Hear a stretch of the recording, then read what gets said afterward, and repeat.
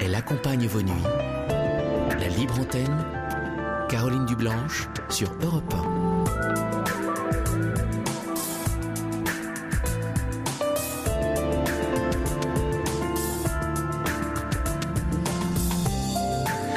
Bonsoir, très heureuse de vous retrouver. Et vous, comment allez-vous après les fêtes et les excès en tout genre, trop de nourriture, trop d'alcool, trop de pluie?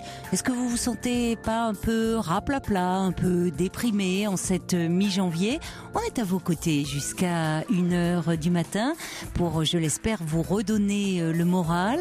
Paul et Amandine attendent impatiemment vos appels au 39 21 sous l'œil attentif de Philippe Chartier qui est aux manettes de l'émission.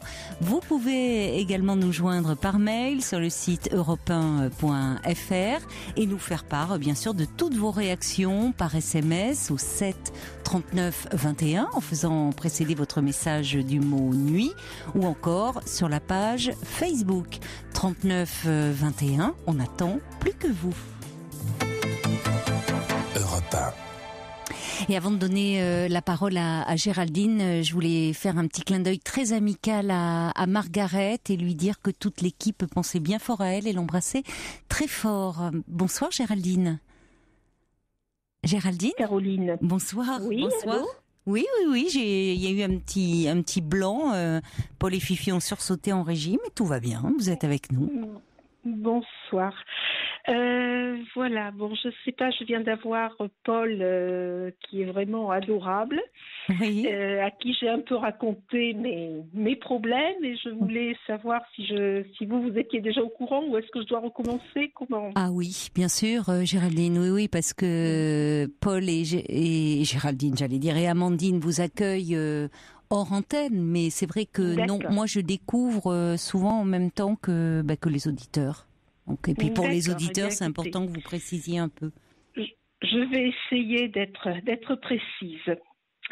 Voilà, je suis en couple depuis 4 ans avec un monsieur avec qui nous avons vécu assez rapidement ensemble, avec qui j'ai vraiment eu 2 années de bonheur intense.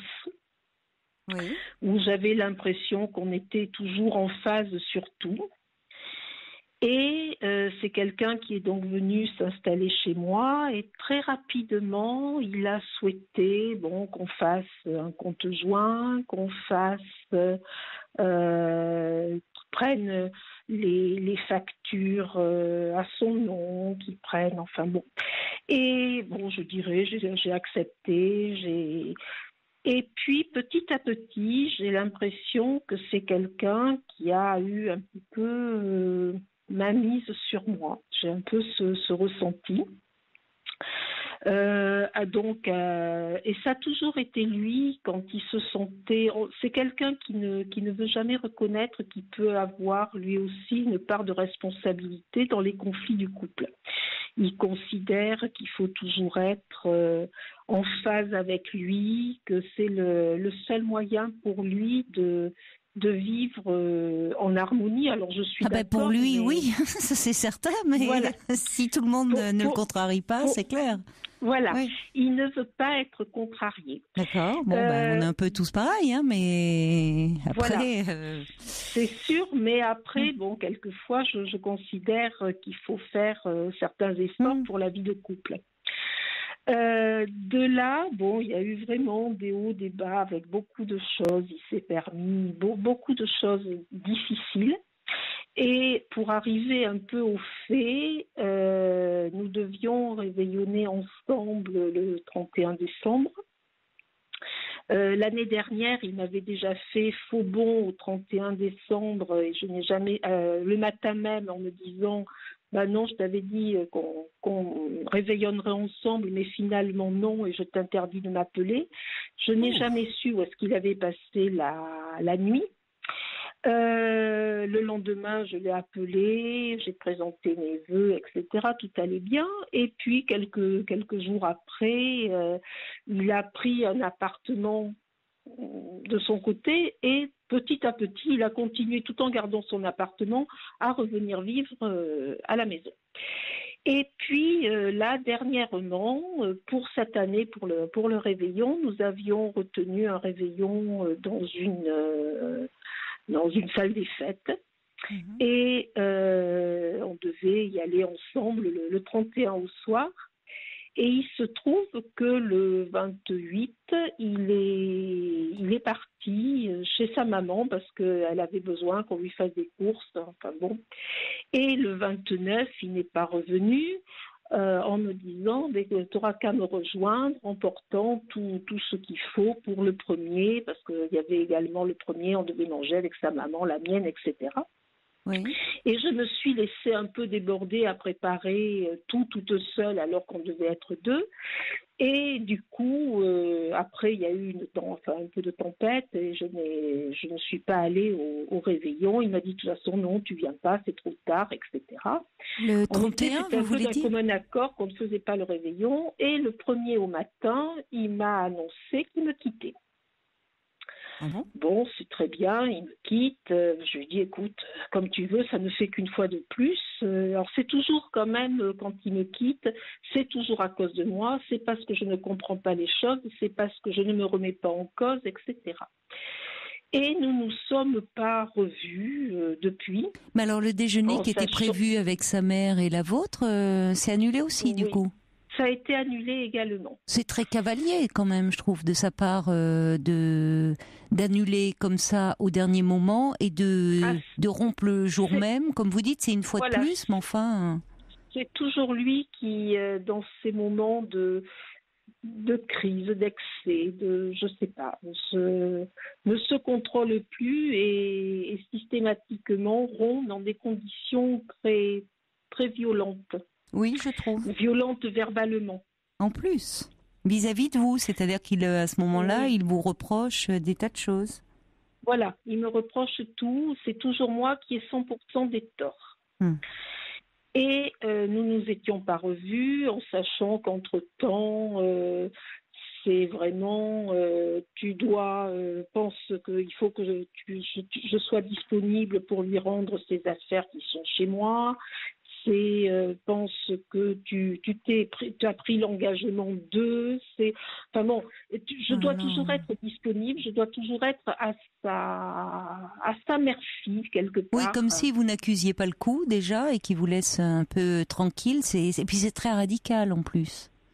C'est très radical, c'est très très radical. En sachant que je suis une personne un petit peu publique puisque j'ai des activités au sein de ma commune et systématiquement tous les gens que j'ai pu lui présenter à un moment ou à un autre ne lui ont pas convenu parce que les gens ne sont pas non mais celui-là il est trop ci, celui-là il est pas assez ça, mais il y a toujours des problèmes avec tout le monde.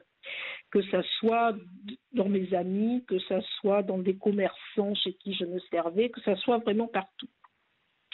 Et là, il se trouve que aujourd'hui, je rentrais en avion de voir mon fils et il m'a proposé de venir me chercher. Nous ne nous étions pas vus depuis le 22 décembre. Et il m'a proposé de venir me chercher à l'aéroport. Donc, je lui ai dit oui. Il m'a, en arrivant à l'aéroport, en me disant « je viens te chercher », mais en texto, pas de polémique. Okay. Non, mais il est incroyable quand même. C'est incroyable de poser ces conditions comme ça, où vous, il faudrait que vous encaissiez, sans broncher. Moi, j'encaisse tout. Bah oui, mais ça va, c'est pas normal. Qu'il exige ça de vous dans des circonstances pareilles, je trouve. Mais il exige, je pense, de tout le monde. Il faut savoir que c'est quelqu'un qui n'a pas d'amis, il n'a aucun ami. Il a, à part sa maman qui est très âgée et qui ne lui tient absolument pas tête, il n'a pas non plus de famille. Il y a quelqu'un qui peut le supporter. Il est fâché avec ses enfants, il y a quand même beaucoup de soucis. Et là, ce soir, cet après-midi, il vient me chercher, il était 13h30, il me propose d'aller manger un bout quelque part. Je lui dis oui, si tu veux. On arrive, bon, c'était un petit snack, c'était pas ni le montant ni rien, mais il me laisse payer. Donc on mange, enfin je paie, on mange. En partant, je ne parle strictement de rien. Il me dit oh mais je considère que tu me devais ce repas. Non mais et lui ne vous donne aucune explication quant à cette annulation du déjeuner, le fait qu'il veuille rompre, il ne revient pas du tout là-dessus. Ah jamais. Oui, mais strictement jamais. Il me dit que je dois me remettre en cause. Non. Suite à ça, on a pris un café ensemble chez moi. Il m'a serré dans ses bras, il m'a embrassé, on a fait un câlin. Et quand il s'est relevé du câlin, il m'a dit bon voilà, de toute façon ça ne change rien à ce que je t'ai dit. On se revoit dans 8 jours. Entre-temps, silence radio, on ne se téléphone pas parce qu'il faut faire un break. Non mais c'est n'importe quoi. Hein. Vous êtes d'une indulgence vraiment. Je crois. Oui. Depuis 4 ans, je crois que je suis d'une indulgence à toute épreuve. Vous me dites que les 2 premières années ont été idylliques, semble-t-il. Ah, formidable. Bon, peut-être qu'à ce moment-là... oui. Par contre, de l'instant où il vivait chez moi, où j'ai voulu des choses, je dirais, banales. C'est-à-dire que je suis propriétaire de ma maison. Depuis 20 ans, j'habite dans cette maison où je range les papiers d'une certaine façon. Et de l'instant où il a pris les papiers à son nom, à sa charge, il a souhaité les avoir dans son bureau et que moi, je ne les ai plus. Mais vos papiers personnels ? Oui. Les papiers d'eau, de gaz, de téléphone, électricité. Il m'a fait changer mon alarme parce qu'il a considéré qu'elle était obsolète en me refaisant prendre un prêt alors qu'elle était finie de payer.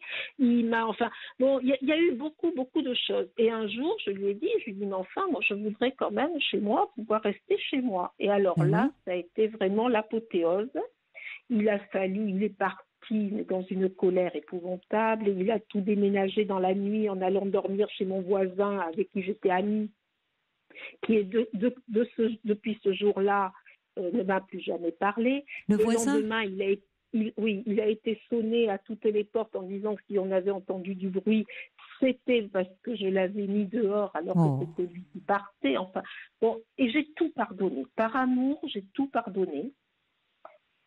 Et là, je me sens ce soir particulièrement humiliée qu'on puisse revenir en plus. Il s'était habillé comme j'aime qu'il soit habillé, alors que ça faisait longtemps qu'il voulait plus trop, mais en portant que des vêtements que je lui avais offerts. Donc c'était une attention, ça, vis-à-vis de vous. Voilà. Et donc, j'ai eu le malheur de lui dire, est-ce que c'est pour moi que tu t'es fait beau ? Et il m'a dit, ah, voilà, ça y est, tu recommences, toujours en demander plus. Toute façon, je ne veux plus vivre avec toi parce que chez toi, c'est une prison dorée. Non, mais c'est incroyable, une absence totale de remise en question à ce point-là. Ah oui, total. Le reproche uniquement. Et là, le fait même, enfin, c'est pas la première fois qu'il vous fait le coup. L'année dernière, me dites-vous, 31 décembre, il annule le matin, sans vous donner d'explication. Oui. C'est quand même, encore une fois, très cavalier de sa part. Il se comporte de façon... c'est grossier, je trouve. Il est parti au mois de septembre 2016. Il est parti 3 semaines. Je n'ai jamais su où est-ce qu'il avait été non plus. Et quand on se remet ensemble... Il me dit, surtout, il ne faut jamais parler de ce qui s'est passé. Voyons, bien sûr. Enfin, mais ce qui est fou, c'est que vous ayez accepté ça. Parce que c'est ce que me dit tout le monde. Cette indulgence, ça va trop loin. C'est-à-dire que je comprends que vous vous sentiez humilié aujourd'hui, parce que de fait, par son attitude, il est humiliant, cet homme. Il est d'une rigidité certainement Oui. Phénoménal. D'ailleurs, Oui. ce qui aurait dû un peu vous alerter, c'est le fait que finalement, il est brouillé avec tout le monde, y compris dans son entourage proche. Bon, ses enfants, alors parfois c'est des choses compliquées dans la famille, mais personne ne trouve grâce à ses yeux. Les commerçants, me dites-vous, vos amis, des connaissances. Donc, finalement, il n'y a que lui. C'est Monsieur Parfait. Oui. Et là, je trouve que n'importe qui, dans les circonstances que vous décrivez, après avoir annulé de façon aussi brutale, déjà bon, ce qui devait être un réveillon, et puis finalement au dernier moment, il décide, ça sera le déjeuner seulement du 1er janvier, il annule. Il vous dit qu'il veut rompre, qu'il en a assez, et puis là, il revient comme une fleur. Venir vous chercher à l'aéroport. Oui, parce qu'il sait que je suis amoureuse de lui. Oui, mais Géraldine, être amoureuse, ça ne veut pas dire tout accepter, hein. Parce que il vous traite mal, il vous traite très mal, cet homme. Mais vous-même, vous maltraitez. Enfin, je trouve que vous n'avez. Je me maltraite. Je trouve que vous perdez. Enfin, vous allez. Si vous perds ma dignité. Oh bah oui. Vraiment, là, dans cette, dans ce que vous décrivez, oui. Je perds totalement ma dignité. Enfin, dignité, c'est-à-dire un peu de respect de vous-même, quoi. De dire ça suffit. De dire à un moment ça suffit. C'est-à-dire que n'importe qui dans ces circonstances-là revient, il vient vers vous, mais il s'explique au moins sur son comportement. Peut-être qu'après tout, cet homme supporte très mal les fins d'année. Il a un gros coup de mou. Il est, je sais pas, vous voyez, non, mais j'essaye de lui trouver quelques circonstances atténuantes parce qu'il en a. Bon, mais on s'explique quand même. On dit un mot. On dit quelque chose. Là, il revient, il faut que vous lui sautiez au cou, mais ça marche. Parce que finalement, il vient vous chercher, vous parler de rien. Il va chez vous, vous faites un câlin. Enfin, j'ai envie de dire, c'est pas tellement un câlin qu'il lui aurait fallu à cet homme-là. Il aurait fallu le secouer un peu. Oui, mais ça, c'est vraiment pas possible. Ben non, c'est pas possible. C'est bien que vous vous en rendiez compte. C'est d'une intelligence extrême. D'une intelligence, mais d'une grossièreté sans nom aussi, hein. Oui, donc je trouve. Et d'une goujaterie, vraiment. Là, je vois ma fille avait essayé de l'appeler pour lui dire maman est malheureuse, etc. Oh, puis vous avez qu'à vous occuper d'elle. Voilà les réactions. J'ai pas compris par rapport à qui? Ma fille l'a appelée la semaine dernière pour lui dire maman est très malheureuse de cette situation, elle va pas bien du tout. Et il a répondu à ma fille, vous avez qu'à vous occuper d'elle. Mais il n'a aucune empathie, cet homme, semble-t-il.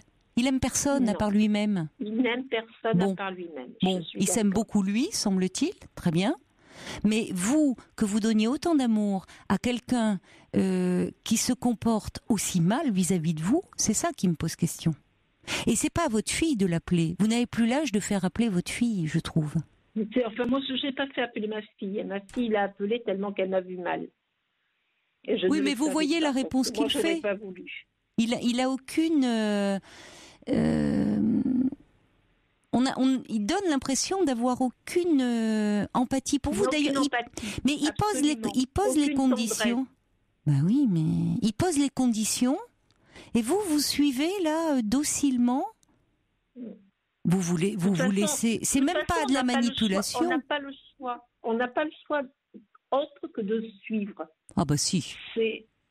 Oui, ou alors, je suis d'accord avec vous. C'est vrai que j'ai bien compris, si on s'oppose à lui, semble-t-il, c'est ce qui se passe dans son entourage, ça ne va plus. Bah, qu'il reste seul. Ah, voilà. Mais si on a d'autres choix, hein, Géraldine, franchement. Là, c'est... Parce que là vous voyez, dans le câlin, il me dit, de toute façon, c'est nécessaire que nous fassions un break de plusieurs mois. Bah, voyons. C'est nécessaire. Alors je lui dis mais ça moi il aurait pris dans les gencives hein, son break là. Enfin je veux dire, vous voyez, vous me dites vous faites un câlin, bah il est vraiment d'une tendresse folle. Hein. Et c'est vrai que quand j'essaie de lui dire mais ça veut dire quoi un break, il me dit mais une rupture. Je lui dis mais Juste, alors je lui dis, je fais ce que je veux et toi aussi. Oui, oui, bien sûr. Non, mais Géraldine. Jusqu'à aller voir si l'herbe est plus verte en face de la route. Il me dit oui, oui. Bah oui. Mais c'est insupportable. Ben oui, c'est insupportable. Mais il faut réagir. Et là, je me sens humiliée et je n'ai pas la force de réagir. Enfin. Heureusement que quand même vous commencez à percevoir que cet homme est odieux. Parce qu'il est odieux avec vous, il n'y a pas d'autre mot. Et je trouve même un peu pervers quand il vous dit, vous faites un câlin et tout ce qu'il trouve à vous dire, c'est « oui, il faut qu'on fasse un break et de plusieurs mois ». Mais enfin, il joue avec vous là. Il joue. Bon, ça va. Je pense qu'il sent toute sa puissance en jouant. Ben oui, mais c'est la puissance que vous lui donnez, parce que franchement, il se comporte de façon odieuse avec vous, mais vous êtes dans une attitude de soumission qui laisse pantois, je trouve, vraiment. Oui. Et alors, ce qu'il me reproche, c'est de justement, il ne veut pas une femme soumise, mais une femme qui l'écoute, et je ne l'écoute pas. Non, mais enfin... Vous l'écoutez pas, mais vous vous soumettez à tout. C'est lui qui fixe les règles. Absolument. Pour tout. Jusque dans cette histoire, vous êtes chez vous et monsieur s'approprie tous vos papiers. Mais enfin, qu'est-ce que c'est que cet autoritarisme? À un moment, vous n'auriez jamais dû accepter ça. C'est pas à lui de tout régler. Eh ben, on est bien d'accord. Vous savez, son break, franchement, je trouve que la meilleure des choses pour vous, quand je vous écoute me parler de cet homme, c'est que ça dure longtemps. Vraiment. C'est ce que me dit tout le monde, toutes mes amies, tout le monde me dit la même chose. Ma psy également, sauf que je suis amoureuse et j'arrive pas à me détacher de lui. Et qu'est-ce qui fait que vous l'aimez, cet homme? J'ai été mariée. Oui, je l'aime. Mais qu'est-ce qui fait que vous l'aimez? J'ai 32 ans et je l'ai rencontré après mon divorce. C'est la première personne que j'ai rencontrée 5 ans après mon divorce. Et réellement, j'admire d'un côté son intelligence. Et franchement, il se comporte pas comme quelqu'un d'intelligent avec vous. C'est incroyable. Vous êtes même dans une forme de déni du comportement qu'il a avec vous. Vous aimez le comportement qu'il a avec vous là? Non, mais quand je suis avec lui, je suis tellement bien. C'est après que je me dis je suis mal. Parce que je me sens humiliée. Mais il faut vous réveiller, oui. Vraiment, là, il est temps de vous réveiller. On n'a pas le droit d'humilier les gens de cette façon-là. Ben non, mais qu'est-ce qui fait que vous acceptez ça? Vous me dites que vous me parlez de votre psy. C'est un peu là-dessus qu'il faut travailler, parce que c'est un peu maso, de votre part, là. Parce que ma psy, ma psy, c'est vrai que je la vois de façon épisodique, dans le sens où quand je suis avec lui, il m'interdit de la voir, parce qu'il la trouve pas bien. C'est compliqué parce que quand on est ensemble, je n'ai plus le droit de faire ce que je veux quand je veux. Pour aller prendre un café chez une copine, il faut que j'invente un stratagème pour pouvoir aller prendre un café. Pourquoi? Mais parce qu'il ne veut pas. Il ne veut pas que vous voyiez quelqu'un, même une amie, pour prendre un café. Pour quelle raison? Alors dernièrement, lors d'une rupture, il me dit et puis alors comme ça tu vas avoir du temps avec telle amie et puis tu pourras même devenir lesbienne avec elle. Mais il est con, il est complètement barge. Il est con, mais voilà où on en est. Il est complètement barge, cet homme. Vous voyez, et ça c'est intelligent, vous trouvez, comme propos? Ah non, pas du tout. C'est vraiment tellement déplacé, c'est minable. C'est déplacé, c'est minable. Je suis d'accord. C'est minable. Mais comment je peux faire pour arriver à me sortir des griffes, parce que chaque mais c'est fois pas des griffes parce que c'est de charme, je retombe dans ces griffes. Mais c'est là, vous allez vous en sortir en travaillant avec votre psy sur ce qui fait que vous vous mettez dans une situation telle de soumission, dans une relation où vous en perdez presque toute identité, toute personnalité. C'est ce que me disent mes amis de longue date qui me disent mais on ne te reconnaît pas. Oui. Et dans votre mariage précédemment, vous n'aviez pas ce type de relation avec votre mari? Non. Vous avez eu déjà une relation un peu de... Oui, vous alliez me dire, c'est vrai que... c'est vrai qu'avec mon mari, j'avais un mari qui ne prenait pas de décision. J'étais quand même, c'était moi qui faisais tourner la maisonnée. Bon, mon mari, on travaillait ensemble, donc je travaillais avec lui et je faisais tourner l'entreprise. C'est vrai que j'avais un mari qui était, je ne vais pas dire soumis, parce que non, je ne pense pas, mais qui par contre s'adaptait à tout. Se reposer beaucoup sur vous, finalement. Se reposer, voilà. Donc peut-être qu'en rencontrant cet homme, vous avez apprécié au départ qu'il prenne les choses en main. Mais tout à fait, puisqu'au départ, il m'a dit, bon, mais maintenant je suis là, repose-toi sur moi, j'assume tout. Ah et comment ? Il vous coupe complètement, allez prendre un café avec une amie, il faut inventer 1000 subterfuges. C'est ça. Vous voyez à quel point quand même il vous isole. Heureusement, vous me dites que vos amis s'inquiètent, mais quand même il vous isole. Oui. Il vous isole, personne ne trouve grâce à ses yeux, c'est toujours lui le meilleur, vous ne pouvez être bien qu'avec lui, et finalement vous êtes comme un peu dépersonnalisé dans cette histoire. Totalement. Et c'est pour ça que je pense qu'un bon sevrage là de quelque temps ne peut être que la meilleure des choses pour vous. Parce que comme vous dites, quand vous êtes en sa présence, vous perdez complètement pied, vous êtes comme hypnotisé là, c'est Kaal, le serpent, là il vous regarde et hop, il n'y a plus personne, il n'y a plus de Géraldine. On va continuer à se parler, ce sera après les infos, hein, Géraldine, ne raccrochez pas. Oui, merci beaucoup. Elle accompagne vos nuits. La libre antenne, Caroline Dublanche sur Europe 1.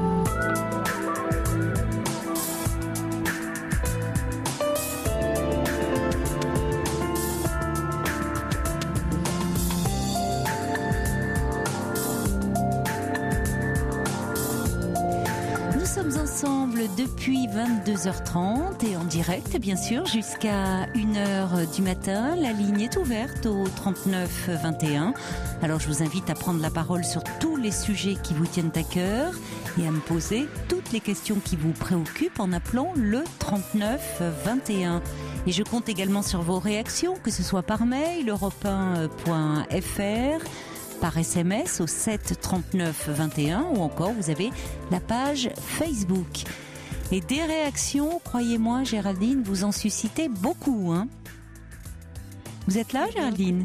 Oui. Est-ce que vous voulez que je vous en lise quelques-unes ? Tiens. Ah, ça me ferait plaisir. Pour voir un peu. Effectivement, parce que j'ai un peu besoin de soutien, oui. Bon. Alors, c'est un peu rude, hein, parfois, parce que les auditeurs, les auditrices aimeraient bien vous voir un peu réagir, tellement ils ont le sentiment que vous êtes complètement hypnotisés. Il y a quelqu'un qui dit, en vous écoutant, j'ai l'impression de rêver.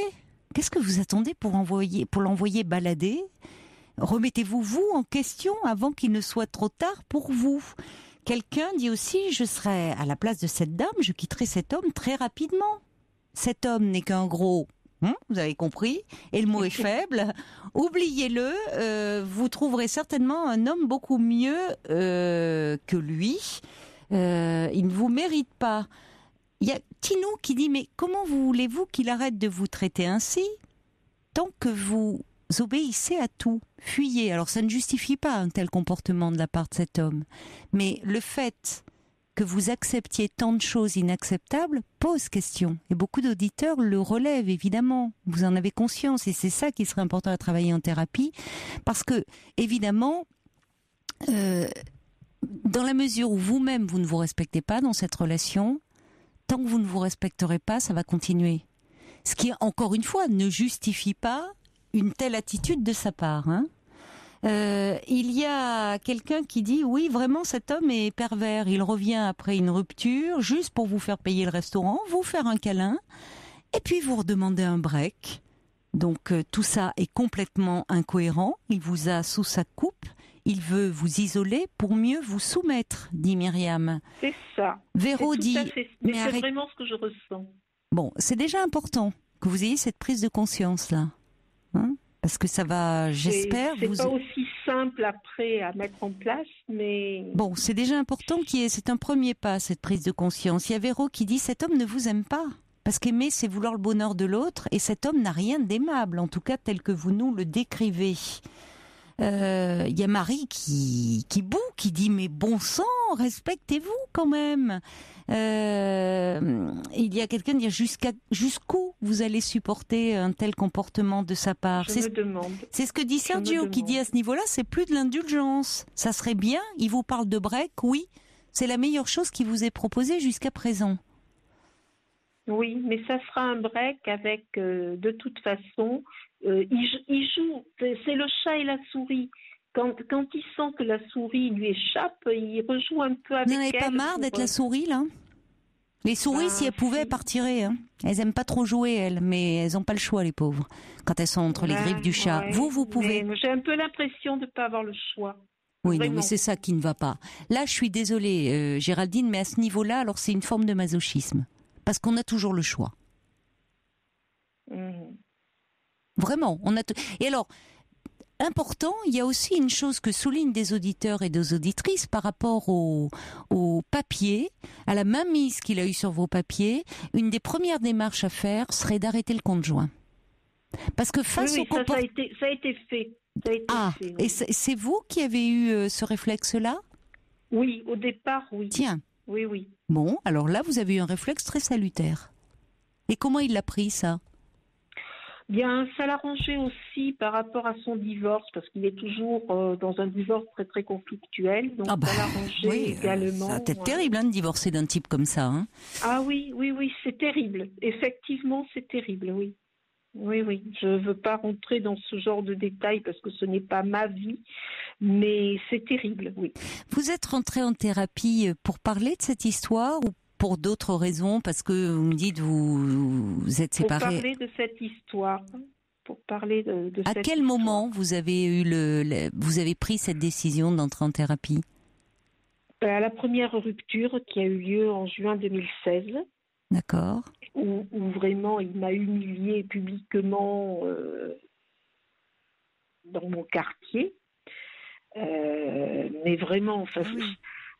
Mais le pire, c'est qu'en parallèle de m'humilier, il s'est humilié lui-même, puisque après, il a été pour remercier les voisins qu'il avait accueillis en milieu de nuit, enfin dans des histoires vraiment complètement loufoques. Oui. Il est arrivé en voulant offrir un bouquet de fleurs à la dame et une bouteille de whisky au monsieur, et les deux lui ont refusé en lui disant non, on s'est fait manœuvrer, on veut rien.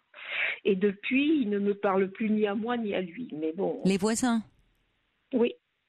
Mais vous voyez, cet homme, le problème, c'est que par son comportement, alors que me dites-vous, vous avez une certaine position sociale publique dans votre commune, il risque de vous nuire. Il le fait déjà avec vos voisins. Oui, mais tout à fait. L'autre jour où j'étais pas bien, où je l'ai appelé parce que je pleurais et que j'étais pas bien, il me dit mais si t'es mal, moi je préviens ton maire. Non, s'il y a bien une personne qu'il faut pas prévenir, effectivement. Oui, mais il est malveillant. Parce que c'est-à-dire que là, et méfiez-vous parce qu'il serait capable de le faire. Oui, tout à fait. Je pense, hein. Oui, mais au vu de ce que vous me dites un peu de ses agissements, or vous l'appelez, vous êtes en pleurs, vous êtes mal, c'est lié à lui, il y a quelque chose. Ah, mais là aussi, il se dédouane complètement. Et qu'est-ce qu'il vous dit d'aller prévenir le maire ? Ça va certainement arranger vos affaires. Si en plus vous perdez, ce qui vous lie aux autres, ce qui vous donne là un lieu où vous êtes valorisé. C'est peut-être ça qu'il ne supporte pas finalement, parce que dans ce domaine, il joue beaucoup également. Excusez-moi, je vous coupe, mais il joue beaucoup sur le fait que j'ai souffert toute mon enfance du fait d'être abandonnée, et il joue beaucoup de ce fait d'être abandonnée. C'est quelqu'un qui a la capacité d'analyser les personnes, de savoir quels sont leurs points faibles, qui au départ les fait beaucoup parler pour connaître tout de leur vie, et ensuite il joue de ça. Oui, mais enfin, vous voyez bien la dimension malveillante qu'il y a derrière. Parce que au lieu de finalement d'avoir de l'empathie vis-à-vis de vous, une forme de tendresse, de protection finalement par rapport à cet abandon que vous avez subi dans l'enfance, il vous le fait revivre constamment. Il vient, il repart. Il revient, il repart, il ne fait que ça, et en plus il vous enfonce avec ça. Donc, de la part de son compagnon de vie ou de sa compagne de vie, si finalement des confidences que l'on va lui faire, évidemment, parce que on est dans une relation de confiance où on peut parler de soi normalement sans craindre de jugement. Quand la personne s'en sert, et pas dans un accès de colère, parce que ça peut arriver parfois dans un accès de colère, mais presque froidement, se sert des éléments de votre vie et des traumatismes de votre vie pour vous diminuer et pour vous enfoncer, il y a un sérieux problème. Or, cet homme, quand vous parlez d'humiliation, oui, c'est le maître mot. C'est-à-dire qu'il ne fait au fond que vous rabaisser, que vous dévaloriser. Et il doit... de toute façon, il m'a dit cet après-midi que je ne serais pas capable de vivre avec quiconque.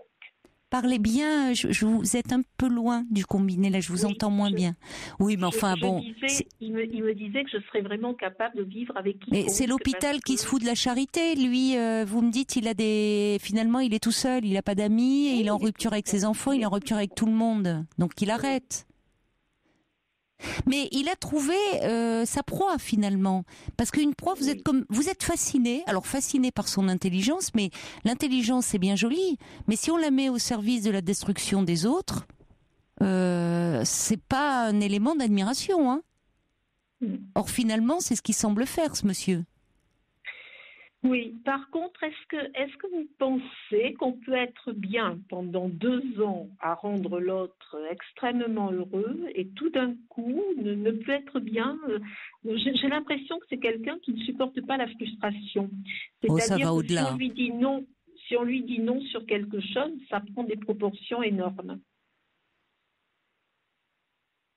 J'ai un peu de mal à vous répondre parce que il faudrait connaître un peu mieux les circonstances.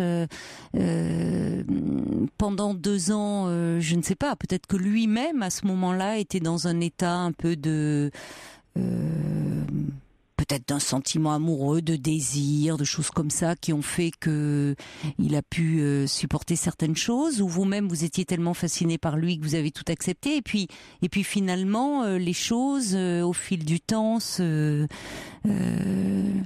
les masques tombent un peu, hein. C'est compliqué, surtout dans un quotidien, de donner le change en permanence. Et de toute façon, cet homme, il ne fait que s'éloigner, et vous avez accepté déjà des choses qui témoignent quand même d'un malaise. Quand le 31 décembre dernier, il annule tout, c'est vraiment très désobligeant vis-à-vis de vous. Et puis quand il revient, c'est pour vous dire qu'il prend un appart. Bon, déjà, elle va se dire, là, ça va plus du tout. Mais le problème, on pourrait analyser toute la nuit ces comportements, et ça ne vous ferait pas avancer. Je crois que c'est bon, on a compris que cet homme se comportait de façon odieuse vis-à-vis de vous. La vraie question, elle est, vous, pourquoi vous restez dans cette attitude de fascination et de soumission ? Complètement hypnotisé par l'intelligence de cet homme. Enfin bon, y a des gens intelligents qui dans leur vie se comportent comme des salopards. Hein. Bon, on en connaît plein. Hein. Donc l'intelligence, ça justifie pas tout. Et en tout cas, c'est vrai que quand on tombe sur quelqu'un comme ça qui a été capable de m'hypnotiser, oui, le terme est exact. J'ai très peur. Je me dis comment je peux refaire confiance derrière à une autre personne. Ça, c'est déjà autre chose. Comment je peux me reconstruire déjà en évitant de le voir, en vous protégeant, puisque vous, pour le moment, vous connaissez votre faiblesse, et quand vous le voyez, vous n'êtes pas en mesure de lui résister actuellement. Donc la reconstruction, elle passe par un sevrage net et brutal. Et ça tombe bien finalement pour vous, puisque c'est lui qui vous le demande. Simplement, à partir du moment où s'il sent que c'est vous qui prenez de la distance, il risque de revenir au galop. Hein. Oui. Bon, donc vous me demandez déjà, c'est en évitant le contact avec lui, tout contact.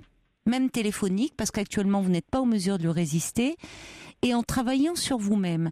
Parce que la question de la confiance pour l'après, bon, c'est déjà vous dire qu'est-ce qui fait que il est arrivé à un moment de fragilité quand même dans votre existence, où vous vous êtes retrouvé seul après 35 ans de vie commune, où vous étiez... Puis, il est arrivé au moment où je perdais mon papa, enfin bon, j'avais mon papa qui était dans ses derniers jours et tout. Il est arrivé à un moment comme le sauveur. Il est arrivé comme le chevalier blanc, là, qui tout d'un coup allait vous prendre en main, allait s'occuper de vous. Donc ça, qui a dit sur le lit de mort de mon papa, de toute façon, vous inquiétez pas, je m'occupe de votre fille et de votre femme, vous inquiétez pas, je suis là. C'est lui qui a géré les obstacles. C'est trop. C'est trop, mais dans ces moments-là, évidemment, vous qui étiez perdu, comme on peut l'être dans de tels moments, vous voyez, il prend tout en charge jusqu'aux obsèques de votre père. C'est ça, il a séduit toute la famille, mes enfants, ma maman, il a séduit tout le monde. Bah oui, et puis vous, on voit bien. Mais la question, c'est qu'à un moment, vous étiez perdu à ce moment-là de votre vie. Oui. Et il a pris une emprise considérable sur vous. Mais sous couvert de cet homme qui s'est présenté sous un jour très protecteur, plein d'empathie, allant jusqu'à jurer sur le lit de mort de votre père qu'il allait prendre soin de vous, vous voyez quel visage il révèle aujourd'hui.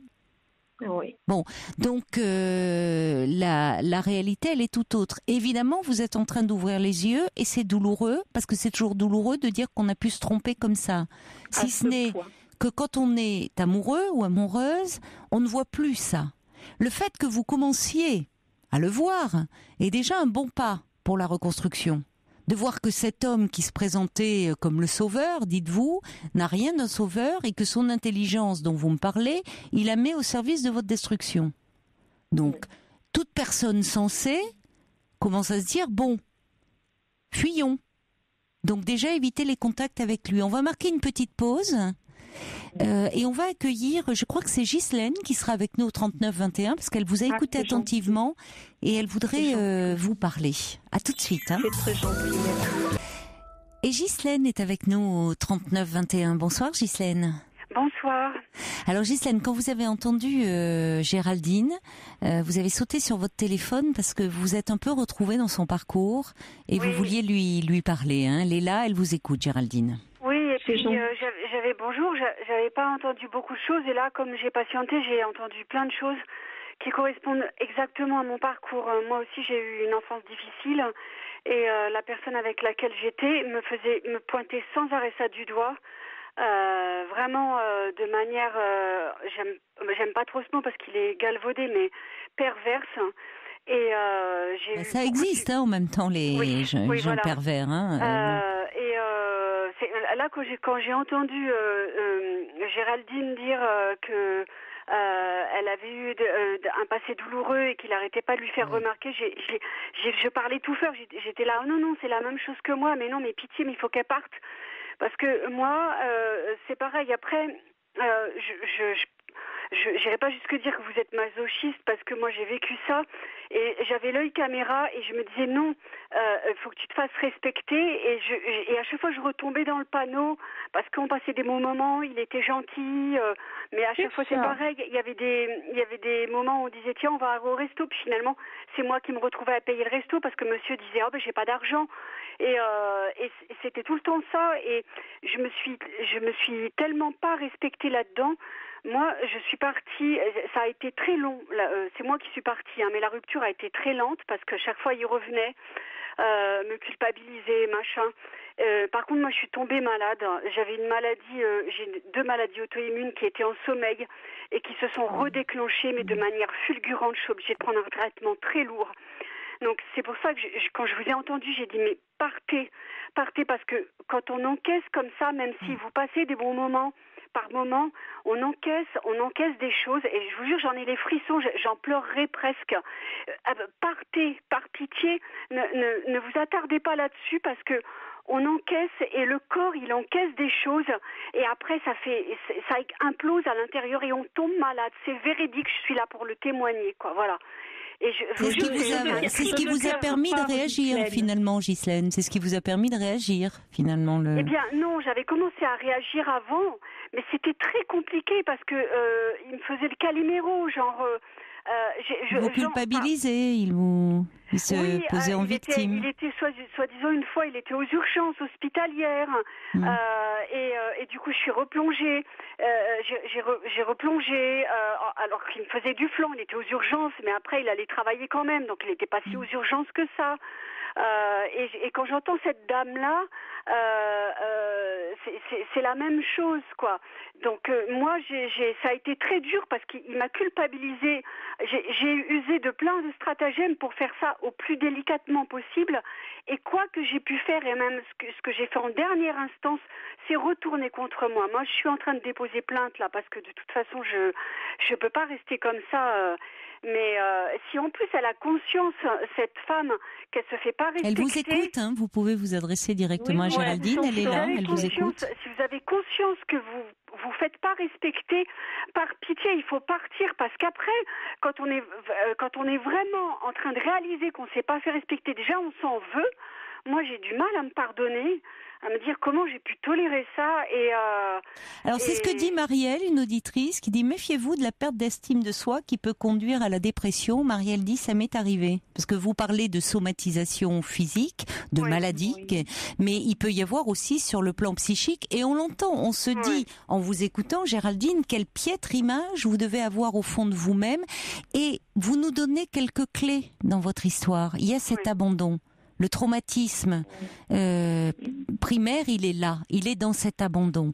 Et malheureusement, on le voit dans les thérapies d'enfants qui ont été victimes d'abandon ou d'adultes quand ils parlent de leur enfance. Souvent, il y a quelque chose qui persiste d'un sentiment de l'ordre de c'est que je devais pas être si bien que ça, c'est que je devais pas valoir grand chose pour qu'on m'ait abandonné. Ce qui est évidemment complètement faux, parce que ça a toujours trait à l'histoire des parents qui n'ont pas pu à ce moment-là être des parents pour cet enfant-là. Mais il y a quelque chose comme ça qui peut subsister, et cet homme-là, dans moi ce que j'entends dans l'emprise qu'il a sur vous, il touche à quelque chose de très profond chez vous et de très fragile. Il réveille cet abandon-là, il le réveille d'autant plus que dans ses comportements, il vous renvoie une très mauvaise image de vous, quelque chose de très humiliant, et il ravive cette blessure puisqu'il ne fait que vous abandonner, cet homme, finalement. Il est là, il n'est pas là, et il ravive ça. C'est ce qui explique peut-être, à mon avis, que vous ayez tant de mal à réagir, parce qu'il appuie vraiment là où ça fait mal. Mais en même temps, c'est ce qui est intéressant dans les histoires d'amour, y compris, et peut-être surtout, d'ailleurs, celles qui nous font souffrir, c'est que c'est pour peu qu'on se donne la peine de faire un travail sur soi, ça met en lumière des zones d'ombre qui nous travaillent, hein, de toute façon, et un peu des pans de notre personnalité qui sont complètement en friche ou en souffrance. Donc c'est pour ça que je pense que cet homme a tant d'emprise sur vous, parce qu'il met le doigt sur quelque chose de très fragile sur vous. Mais là où je rejoins évidemment tous les auditeurs, c'est de dire qu'il est temps de réagir, et je dirais, moi, il faut réagir vraiment très fortement, c'est-à-dire en évitant tout contact avec lui, et même tout contact, c'est-à-dire pour le moment vous protégez de vous-même, parce que pour le moment vous n'êtes pas en mesure, quand vous êtes en face de lui dire non et de partir, même s'il vous empoisonne d'une certaine façon. Quand vous êtes avec lui, il a ce double visage. Il faut travailler vraiment sur cette forme de dépendance que vous avez à lui, affective. Hein. On a même l'impression que c'est lui la victime. Quoi. Mais bon. Il faut arrêter d'analyser ses comportements à lui, Géraldine, là, maintenant. Il faut vraiment vous pencher sur vous. D'accord. Vraiment. Là, je crois que c'est la priorité. Et même pas lui. Je pense que là où il se rend pas compte, c'est que là où il peut vous aider, c'est en parlant de break. Et si vraiment il fait silence, profitez-vous de ce temps, mettez-le à profit pour vous occuper de vous. Parce qu'il est grand temps de vous occuper de vous. D'accord, merci. Je reçois encore, il y a quelqu'un qui dit au fond, je ne sais pas si c'est Ghislaine ou vous, Géraldine, il y a Marie qui note que vous avez dit « j'ai replongé », comme on dit pour une addiction. c'est comme un peu une drogue. Et c'est peut-être pour ça aussi que c'est si dur. C'est une drogue. Mais parce qu'il touche, c'est une drogue. Il touche quelque chose. C'est tout à fait ça. Oui, mais cet homme à qui vous vous raccrochez, finalement, met en lumière un abîme qu'il y a encore en vous. Et cette problématique de l'abandon. Il la réveille de façon fulgurante. Pas fulgurante, insidieuse. C'est très insidieux la façon qu'il a d'agir avec vous. Et c'est en travaillant, je pense, sur ce problème d'abandon et de grande dépendance vis-à-vis de lui que vous allez vous reconstruire et sortir de là. Et là vous voyez le dernier abandon que je ressens, même si je sais que c'est normal. J'ai ma fille qui vient de partir parce qu'elle a eu un poste à l'étranger, et depuis le mois de novembre. Et vous voyez, c'est juste derrière qui me refait la rupture, parce qu'il sait que je suis déjà en manque de ma fille, et de ce fait-là, allez, hop, il remet vite une couche supplémentaire. Oui, non, mais il sait très bien, de toute façon, quand bien même il n'aurait pas ce côté pervers, je trouve, dans le fait même de vous reprocher et de vous mettre sans arrêt à la figure cette problématique d'abandon, il y a quelque chose de très sadique de sa part. Ouais, c'est très sadique. Parce que c'est pas quelque chose qu'on peut reprocher à quelqu'un. Un abandon dans l'enfance, c'est un traumatisme, on joue pas avec ça. Or lui, il en joue pour mieux vous faire souffrir, mais surtout pour mieux vous avoir sous emprise. Donc cet homme ne vous veut pas du bien, c'est le moins qu'on puisse dire. En revanche, il faut que vous repreniez les rênes, vraiment là. Et là, pour le moment, il y a des moments où il faut s'avouer fragile, faible, dire il vaut mieux ne plus avoir aucun contact avec lui. Vraiment, aucun contact. Vous protégez de vous-même avant tout. D'accord ? Bon courage Géraldine, et merci beaucoup Ghislaine pour votre intervention. Et ça montre qu'on peut s'en sortir. Hein. On peut passer. Il faut être très courageux et très fort. Hein, parce que oui, mais il faut se faire aider. Hein. Il faut pas préjuger de ses forces, se faire aider, continuer comme vous le faites, hein, Géraldine. Surtout, quitte à augmenter un peu le rythme des séances. Je dois vous laisser. Mais bon courage à vous. Que Ghislaine, vous pouvez lui donner mon numéro de téléphone. Si elle hors antenne, si Ghislaine le souhaite, ne raccrochez pas. Paul vous met en relation. Au revoir, bonne soirée. Beaucoup de messages encore à l'intervention de Géraldine qui demandait comment se reconstruire. Vous êtes nombreux à dire il faut, à l'instar de Sergio qui dit il faut couper carrément tous les ponts. Léa dit dites oui pour le break à vie avant que ça soit trop tard. Aucun contact, surtout pour votre survie. Il y a Martine qui dit il faut vraiment le larguer parce qu'il vous empoisonne. Quelqu'un dit travailler sur la dépendance affective afin de vous libérer. Quelqu'un dit misère de misère, il vaut mieux souffrir un bon coup et aller vers du mieux. Il faut vraiment partir. Et je pense qu'effectivement, surtout pour le moment, c'est se préserver, profiter finalement de ce break il en a décidé ainsi pour vous mettre ce temps à profit pour vous faire aider, quitte à avoir des séances peut-être un peu plus rapprochées, vous rapprocher de vos amis, de toutes les personnes qui finalement cherchent à vous protéger, à vous dire qu'il y a quelque chose qui ne va pas. Aller vers elles, aller vers vos amis, aller vers votre entourage pour ne pas rester isolé et vous permettre de vous retrouver finalement, parce que dans cette histoire vous vous perdez complètement. On va maintenant accueillir Augustine. Bonsoir Augustine. Bonsoir Caroline. Bonsoir. Voilà, je vous téléphone parce que je suis en train de perdre pied. Qu'est-ce qui vous arrive ? Voilà, je suis en instance de divorce avec mon mari par consentement mutuel. Selon la nouvelle formule, là, mais qui n'a pas l'air très au point. Et ça n'avance pas. Ça n'avance pas. On me demande tout le temps des papiers nouveaux. Et je suis grabataire. Alors, je peux absolument pas me rendre en mairie et faire les démarches qu'on me demande. Et qui vous demande ça alors ? Parce que mon avocate. Oui, mais enfin, elle doit aussi tenir compte de votre situation. Vous avez une avocate en commun, du coup ? Non, parce que dans la nouvelle formule, il faut qu'on ait chacun le nôtre.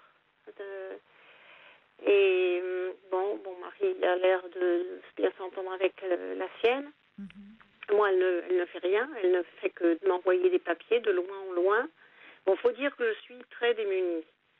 Parce que je ne peux plus... Dans quel sens ? Donc j'entends... Je ne peux plus me servir de l'informatique. Je suis malvoyante.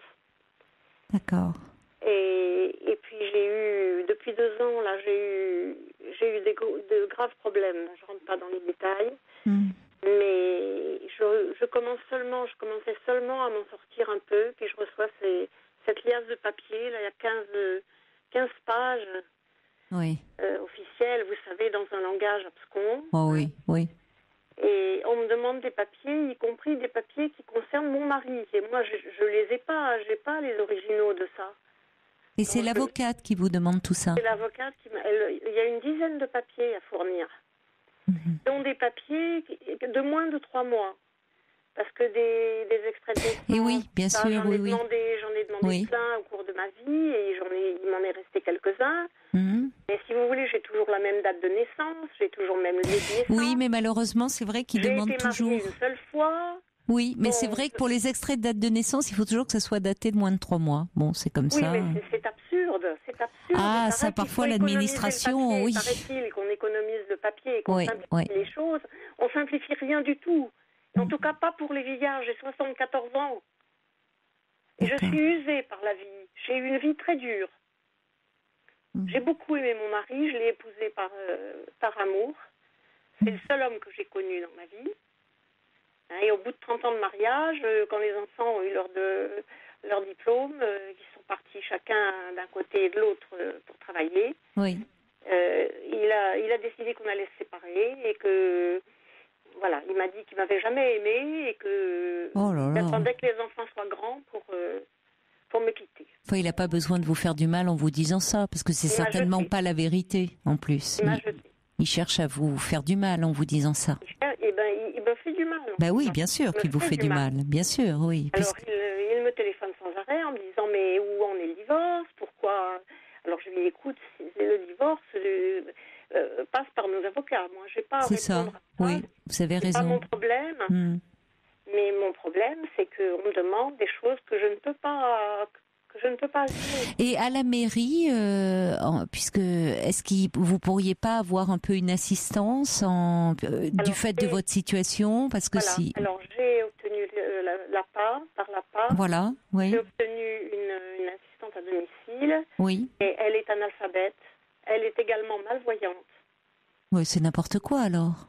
C'est n'importe quoi. Enfin, tant mieux pour cette dame qu'elle puisse travailler. Alors, mais vous, si vous êtes malvoyante, il faut que vous ayez quelqu'un qui puisse vous aider. Alors, je me suis rendu compte quand elle m'emmène avec le fauteuil roulant faire des courses. Oui. Pas plus les produits que moi. Oui, ça alors, va pas. Alors, elle me ramène n'importe quoi. Il faut rappeler la mairie, il faut dire enfin, écoutez, vous vous fichez de moi ou quoi? Je suis malvoyante et vous m'envoyez une aide qui est malvoyante elle-même, ça va? Elle ne fait pas un brin de couture, elle ne regroupe pas. Mais elle peut pas, la pauvre. Je peux plus tenir une aiguille dans les mains. Je cousais bien, mais maintenant je peux plus rien faire. Non, mais c'est au niveau de la mairie, c'est nul là. Ou alors ils n'ont pas été bien informés de ce handicap. Ces derniers temps, ma situation de santé s'est dégradée. Oui. Alors j'ai demandé s'il ne pouvait pas y avoir une réévaluation de mon cas. Oui. Ils m'ont dit non, qu'ils me donnaient le maximum de ce qu'ils pouvaient me donner. Votre situation matérielle aussi, vous voulez dire? Alors ma situation matérielle aussi, parce que je n'ai pas travaillé toute ma vie, j'ai élevé les enfants. Oui. Donc j'ai une toute petite retraite. Bah oui. Dernièrement, mon avocate m'a réclamé la moitié de mon... Qu'est-ce que je dis? Un mois de retraite. Non, mais votre avocate, je sais pas, mais elle a pas l'air très compréhensive et de tenir compte un peu de votre situation. Peut-être que c'est pas la meilleure des avocates pour vous. Ben non. Qu'il faudrait trouver quelqu'un de... ça va encore ralentir d'un peu plus attentive à votre situation. Non, parce que parfois, vous savez, le fait de changer, si vous tombez sur quelqu'un de plus compréhensif... C'était une procédure pour aller plus vite, enfin pour... Oui, c'est ce qu'on dit, oui, pour simplifier, oui, c'est vrai. Oui, ça fait 20 ans qu'on vit séparément. On a séparé toutes nos affaires, donc il n'y a même pas de liquidation. Et puis je suis d'accord avec tout ce que veut mon mari, quoi. Je réclame rien. C'est peut-être le problème d'ailleurs, Augustine. Si dans un sens vous vous trouvez aujourd'hui dans une situation un peu délicate sur le plan matériel, une avocate devrait quand même un peu défendre vos intérêts, même si vous êtes... J'ai fait une lettre circonstanciée pour lui expliquer ma situation. Oui. Elle n'en tient pas compte du tout. Oui, mais ça va pas. C'est-à-dire qu'elle elle est pas du tout compréhensive. Enfin, elle s'adapte pas à votre situation. Vous voyez, donc je suis... Oui, je comprends. Un peu je comprends. Je perds pied, là. Je sens que... Oui, c'est trop. Ben, vous savez, déjà, on entend bien que c'est difficile moralement pour vous. C'est très difficile moralement parce que ça réveille on me remet dans tous ces papiers et tout ça. Oui. Et je voulais entrer dans une maison de retraite, mais alors c'est pareil, on me demande plein de papiers et puis on me demande de vendre mon appartement parce que ma retraite n'est pas suffisante pour ce qu'on me demande dans la maison de retraite. Mais c'est pour ça que compte tenu de votre situation... Alors, je vis de l'appartement, mais comment faire toute seule? Non, mais attendez, vous pouvez pas être sur tous les fronts en même temps, là, de toute façon. Sur tous les fronts, même. Oui, mais si vous vous épuisez. Ah, je suis épuisée, là. Je suis découragée. Il y a de quoi avec ce que vous décrivez. Mais je trouve que ça serait important. Je vous assure que j'ai eu du répondant. Enfin, oui, j'en doute pas. Je me suis défendue quand mon mari m'a signifié qu'il allait me jeter. J'ai passé le CAPES, que j'ai réussi. J'ai trouvé un poste. J'ai retravaillé 10 ans. Oui, chapeau, oui. Parce qu'il avait déjà menacé de partir. Il y a 20 ans, oui, il y a 20 ans. Il y a 20 ans qu'il m'a... Mais vous avez passé le CAPES, ce qui est pas... J'ai passé le CAPES à 50 ans. C'est pas simple, hein, le CAPES, oui. Félicitations. Non, oui. Merci, oui. J'étais assez fière de moi. Bah, vous pouvez, oui, parce que c'est très dur, oui. J'ai pu retrouver un poste d'enseignement pour améliorer J'aurais pas eu de retraite du tout, sinon. Ben oui, bien sûr, 2 ans bien sûr. depuis notre mariage. Ouais. Oui, vous avez été sacrément volontaire et courageuse. Oui, je crois que j'ai bien rebondi à plusieurs reprises dans mon existence. Oui. Alors là, j'en peux plus. Oui, mais c'est normal parce qu'il y a trop de choses qui s'accumulent et déjà toute la paperasserie, c'est très ennuyeux. Bah non, oui, et puis en plus ne voyant mal, étant en fauteuil, enfin. Alors vous savez, j'ai quand même quelques amis, mais pas intimes, donc je peux pas leur demander. Il y a des choses que je peux pas leur demander. Je peux pas être tout le temps en train de les solliciter. Bon. Peut-être, c'est pour ça que c'était bien de passer par la mairie, mais là déjà il y a un problème. Si vous donne une aide qui elle-même a des problèmes de vue. Et alors je vous dis, j'ai des scrupules parce qu'elle est seule, elle avait une petite fille. Mais il ne s'agit pas de pénaliser cette dame, tant mieux qu'elle puisse travailler. Non, mais c'est même pas. Elle a besoin de travailler. Mais je comprends très bien et vous avez raison. Il ne s'agit pas de la pénaliser cette pauvre dame. Ben non. C'est simplement de dire à la mairie, je suis désolée, on n'envoie pas à quelqu'un qui a besoin d'une aide, notamment dans des papiers, qui est malvoyant, une personne qui est elle-même malvoyante. Il y a une erreur d'aiguillage là, si je puis dire. Vous voyez, c'est juste. Et elle va non, pas. Tout à fait, on peut pas lui reprocher. On peut pas lui reprocher à cette dame. Non, mais c'est simplement qu'il vous envoie quelqu'un. Oui, mais parce que là, vous avez vos scrupules vous honorent, mais il s'agirait simplement de dire ça, c'est-à-dire que il n'est pas question, évidemment, vous n'allez pas lui faire perdre son emploi en disant simplement, vous pouvez le dire, elle est très dévouée, très gentille, mais elle est également malvoyante. Or moi, j'ai besoin de quelqu'un qui puisse m'aider dans les papiers. Quelqu'un qui complète mes difficultés actuelles. Bien Alors, sûr. Vous savez, les médecins, j'ai multipathologie. Les médecins ne se déplacent pas. Donc, à chaque fois, il faut que je prenne un taxi. Et c'est très mal remboursé. Oui. Même avec les taxis conventionnés sont très rares. On a du mal à en avoir. Et puis, ça met des mois pour le remboursement. Est-ce que je reçois un petit message de Brigitte qui dit est-ce que vos enfants ne pourraient pas ponctuellement vous aider ? Alors non, malheureusement, si vous voulez, notre séparation avec mon mari a fait éclater la famille. Et mes enfants ne me sont d'aucun secours. J'ai une fille qui habite d'abord très loin et qui a peu de disponibilité. Et celui qui est plus près n'est pas... Il ne veut pas donner l'impression de prendre parti Il ne m'aide d'aucune aide. Vous lui avez demandé de l'aide Oui, je lui demande. Qu'est-ce qu'il vous répond ? Il n'a jamais le temps. Alors, quand il travaille, il n'y a pas le temps. Et puis, quand il a des vacances, il part. Il part à la montagne, il part à la mer. Et puis, il s'occupe des enfants parce que sa femme ne s'occupe pas des enfants. Bon. Donc non, du point de vue des enfants, c'est même pour ça que j'ai pensé entrer dans une maison de retraite, parce que je ne peux pas compter du tout sur la famille, quoi. Est-ce qu'il y a quelqu'un qui dit, c'est vrai qu'il existe des conseillères en économie sociale et familiale, et là, ça serait tout indiqué dans votre situation, presque plus qu'une auxiliaire de vie, parce que c'est vraiment là, elles sont dans leur domaine. Même d'ailleurs pour vous aider dans les papiers à faire pour la maison de retraite dans l'avenir. Ça existe, les gens qui s'occupent des papiers, qui peuvent... parce que mon fils m'a tout pris, mais comme il s'occupe de rien...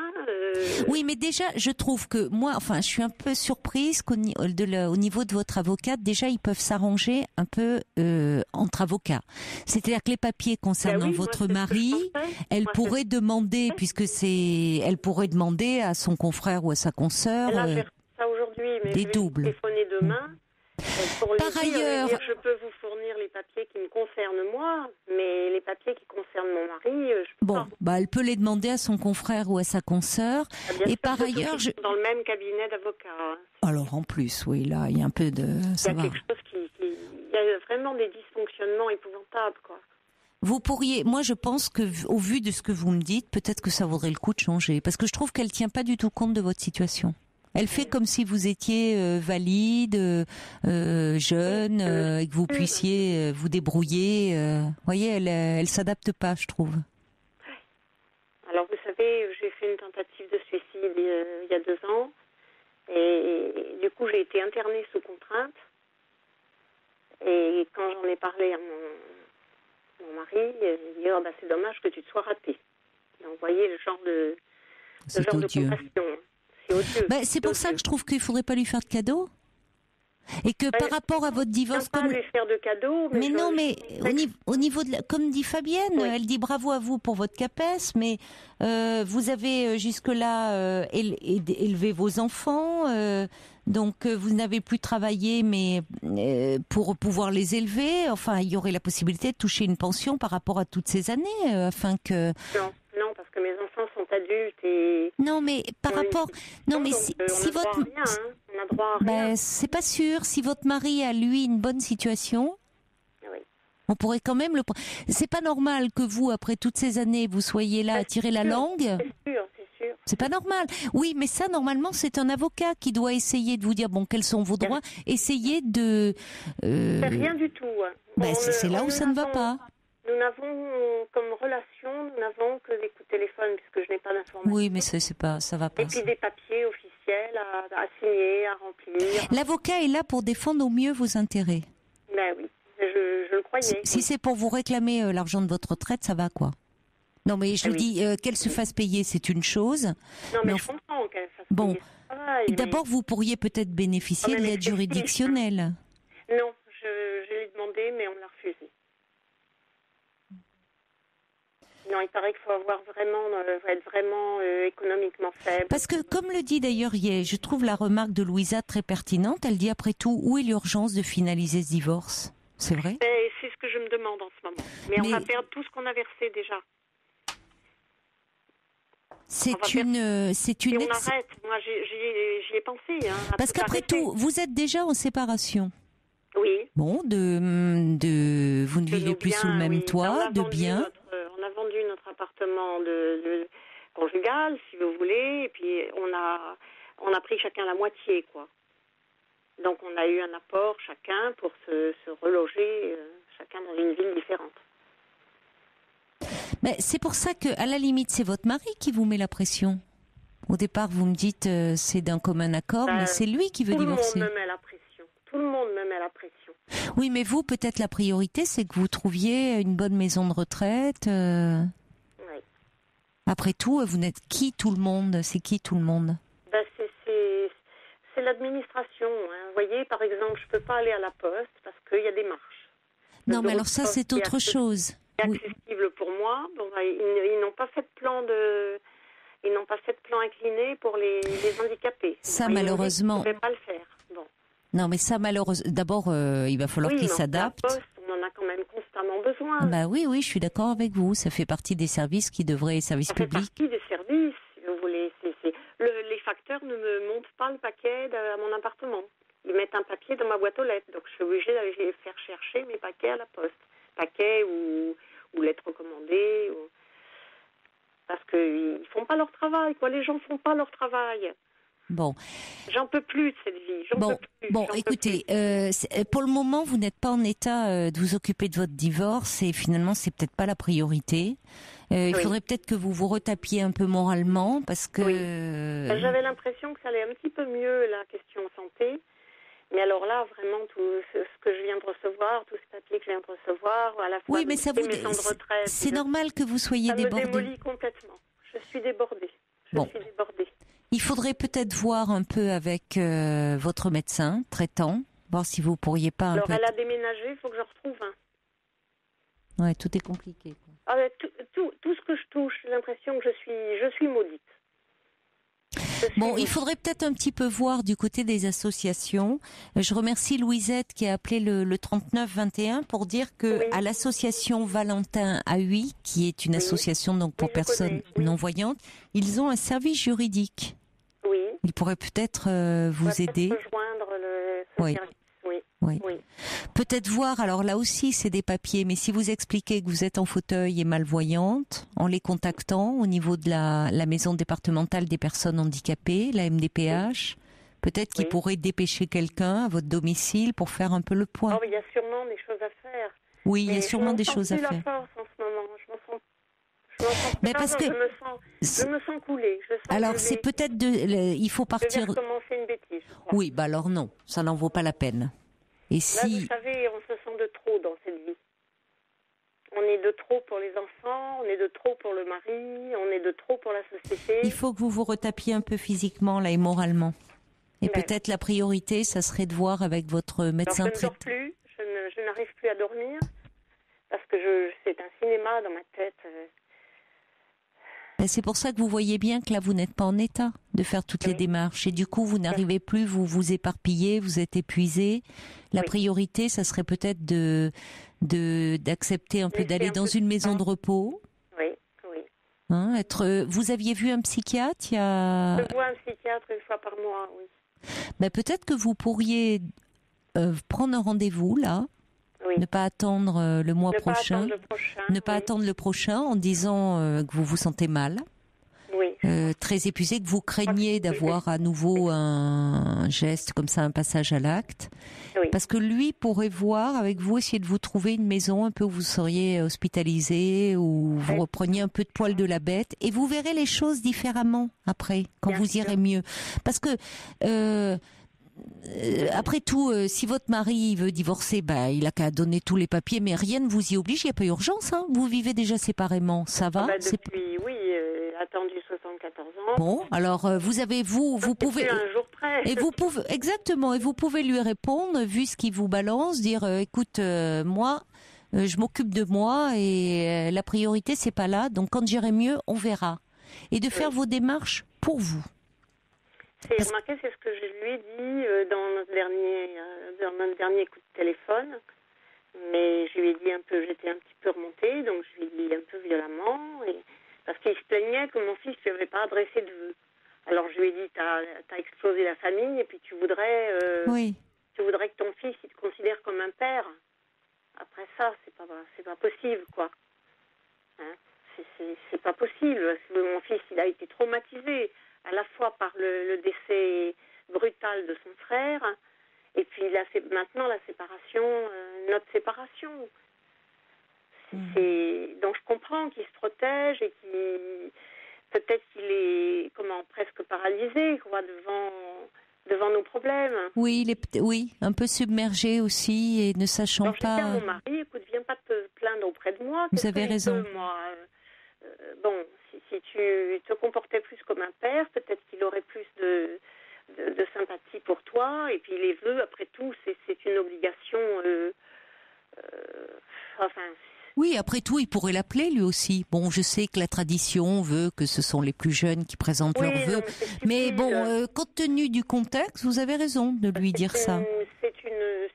Puis si vous voulez, mon mari a toujours prétendu il n'aimait pas les fêtes carillonnées, les choses comme ça, etc. Oui, donc c'est pareil. Donc il ne peut pas reprocher maintenant ça à ses enfants. Il va reprocher à son fils de ne pas lui avoir oui. une bonne année. C'est quand même... oui, il s'attache à des détails. Et en plus, c'est pas votre problème, oui, parce que là, il vient bien s'en plaindre auprès de vous. Or, vous avez d'autres problèmes. Il me téléphone, moi je l'appelle jamais. Oui. Et lui, il me téléphone pour me raconter ce qu'il fait avec ses maîtresses, ses voyages. Non, mais c'est pas possible, ça. Et vous lui raccrochez pas au nez ? La dernière fois, j'ai fini par raccrocher au nez, oui. Oui. Je lui ai dit un peu ses quatre vérités. Vous avez bien fait. Il avait choisi de vivre égoïstement, qu'il fallait aussi qu'il en paye les conséquences. Hein. C'est pour ça qu'il faut que vous pensiez vraiment à vous, là, oui, faut que Géraldine. Et c'est finalement Louisa là qui m'ouvre les yeux, parce que c'est vrai que, étant donné votre situation, la priorité, elle est vraiment pas dans le fait de divorcer. Ça vous ennuie, pour ne pas dire plus qu'autre chose. Non, là. Ça me remue. C'est une source de tracasserie, ça vous bouleverse, ça vous fait du mal, ça vous sentez submergé. Alors que la priorité, c'est que vous alliez mieux, comme le dit Renée, notre auditrice. Laissez tomber, là, tout l'administratif. C'est déjà très fastidieux quand on va bien, mais alors en plus, quand on ne va pas très bien, c'est une montagne. Vous savez, dans ma vie, j'ai déménagé 10 fois à la suite de mon mari pour sa profession. Bon, alors à chaque fois, il nous fallait des papiers, des machins. Donc, combien de fois je suis allée en mairie faire bon, j'ai l'habitude de le faire, mais là, je peux plus. Non, bien sûr. Bien sûr. Vous savez, je reçois beaucoup de messages. Donc Renée, elle dit déjà appelez votre psychiatre. Et quand vous irez mieux, vous ferez les choses pas à pas, à votre rythme, en fonction de vos priorités. La priorité, c'est votre santé, là. C'est ne pas vous laisser submerger comme vous l'êtes. Il n'y a pas urgence, hein. Il n'y a pas urgence à divorcer. Peut-être vous tourner vers des associations, parce que je reçois un message de Cathy qui dit qu'il y a... alors, à Paris, elle dit il y a les auxiliaires des aveugles, mais l'association Valentin Huy, alors elle dit ils peuvent envoyer une bénévole et ils aident pour les papiers. Il y a aussi le service juridique de l'association Valentin Huy. Il y a Fabienne qui dit... Aussi, vous pouvez voir avec la sécurité sociale, parce que Fabienne dit, moi, elle est venue me voir chez moi, à mon domicile. On avait une dame aussi qui nous en avait parlé. Elle dit, elle reverra tous vos papiers. Fabienne est en invalidité, donc elle a vu pour tous ses papiers et elle est venue chez elle à son domicile. Tranquillement, elles ont fait le point. Parce qu'effectivement, ça relève pas de votre auxiliaire de vie, ça. C'est pas de ses compétences. Non, elle n'est pas compétente. Et donc, c'est pas de ses compétences. Et en plus, la mairie, c'est n'importe quoi. Ils vous envoient une dame qui, elle-même ne voit pas. La mairie, c'est une association. L'association, quand vous irez mieux, ça vaudra le coup de leur passer un petit coup de fil, dire vous fichez de moi. Ils ont peut-être pas vu, vous voyez. Je vais en changer. Je pense que je vais. Mais vous savez, j'ai pris ça quand j'ai senti que ma santé se détériorait. J'ai pris ça. Vous avez bien fait. Je reçois un petit message d'encouragement de Brigitte qui dit allez, votre mari n'a pas à vous raconter ses aventures. Reprenez confiance, reposez-vous. Vous pouvez vous reconstruire une nouvelle phase de vie. La priorité, c'est de vous occuper de vous. Je vous embrasse bien fort, Augustine. Appelez votre psychiatre et faites le point. D'accord. Au revoir. Bon courage, Augustine. Ne baissez pas les bras. Au revoir. Au revoir. Elle accompagne vos nuits. La libre antenne, Caroline Dublanche sur Europe 1.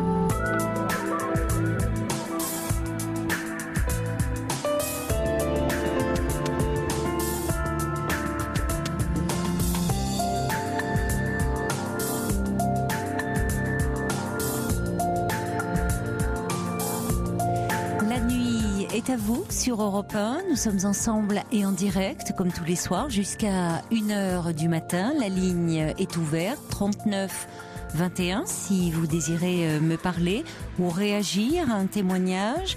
Vous pouvez également le faire par mail sur le site europe1.fr, par SMS au 7 39 21, en faisant précéder votre SMS du mot nuit, sur la page Facebook.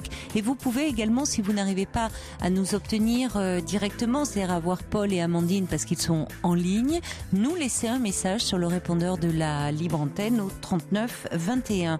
Beaucoup de réactions pour Augustine. Vous avez été sensible à son désarroi. Elle a 74 ans, son mari demande le divorce, elle est en fauteuil, malvoyante, donc évidemment tout devient très compliqué, elle est épuisée. Merci à Katou qui dit déjà Augustine pourrait faire une demande d'aide juridictionnelle pour sa procédure de divorce au tribunal de grande instance de sa localité. Il y a une aide en fonction des ressources et de sa situation sociale. Elle pourrait se rapprocher aussi d'une assistante sociale du centre communal d'action sociale pour être aidée et accompagnée dans toutes ces démarches administratives. À ce propos d'ailleurs, merci beaucoup à un avocat de Bobigny qui a appelé le 3921 pour proposer son aide et son soutien à Augustine. Paul vient de la voir en ligne et vient de lui transmettre votre numéro, donc merci beaucoup de votre soutien. Il y a quelqu'un aussi qui nous a parlé de la maison de la justice et du droit où elle pourrait certainement trouver de l'aide. Des mails aussi de Jane qui dit: lorsque le mari a de bons revenus et que l'épouse n'a pas de rentrée d'argent suffisante parce qu'elle a élevé les enfants, il peut être demandé une indemnité compensatoire. Mon ami, il y a 20 ans, il y a eu droit, il y aurait eu droit, mais n'avait pas voulu demander. Elle le regrette maintenant. Il reste à vérifier si cela existe encore. Effectivement, Stéphane dit la procédure de divorce par consentement mutuel a changé depuis janvier 2017. On n'a plus besoin d'avocat. Il faut juste un rendez-vous chez le notaire. Si vous avez anciennement un avocat, normalement, c'est à votre avocat qui prendra un rendez-vous avec le notaire pour vous.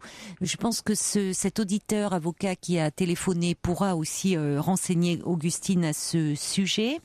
Vous dites également de vous tourner vers les associations. Merci à Luc de Strasbourg, qui est un fidèle auditeur qu'on embrasse, qui a appelé le 3921 et qui va écrire un courrier à l'association Handicap Zéro pour soulever cette question dont nous parlait Augustine.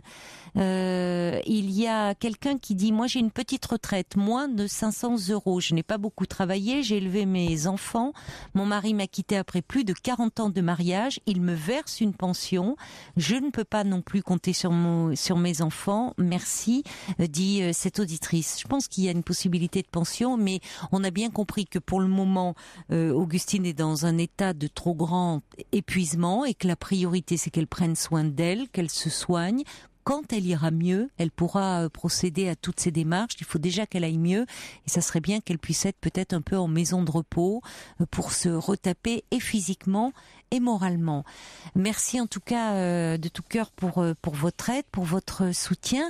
On va maintenant accueillir Daniel qui est avec nous, 3921. Bonsoir Daniel. Oui, bonsoir. Bonsoir.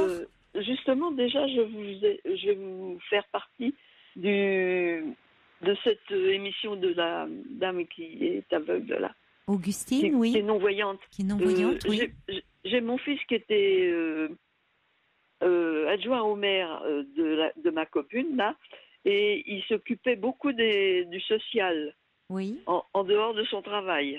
Oui. Et il trouvait le moyen de réunir des enfants et les obliger à payer une pension quand même alimentaire.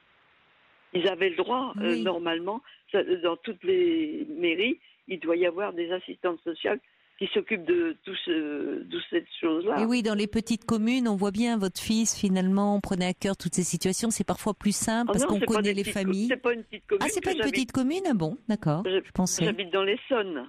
Ah oui, en effet. Non, d'accord. C'est pas. Je pensais parce que je me dis souvent c'est plus simple quand on connaît les familles. Bon. Non. Non, la grand-mère, elle porte plainte et.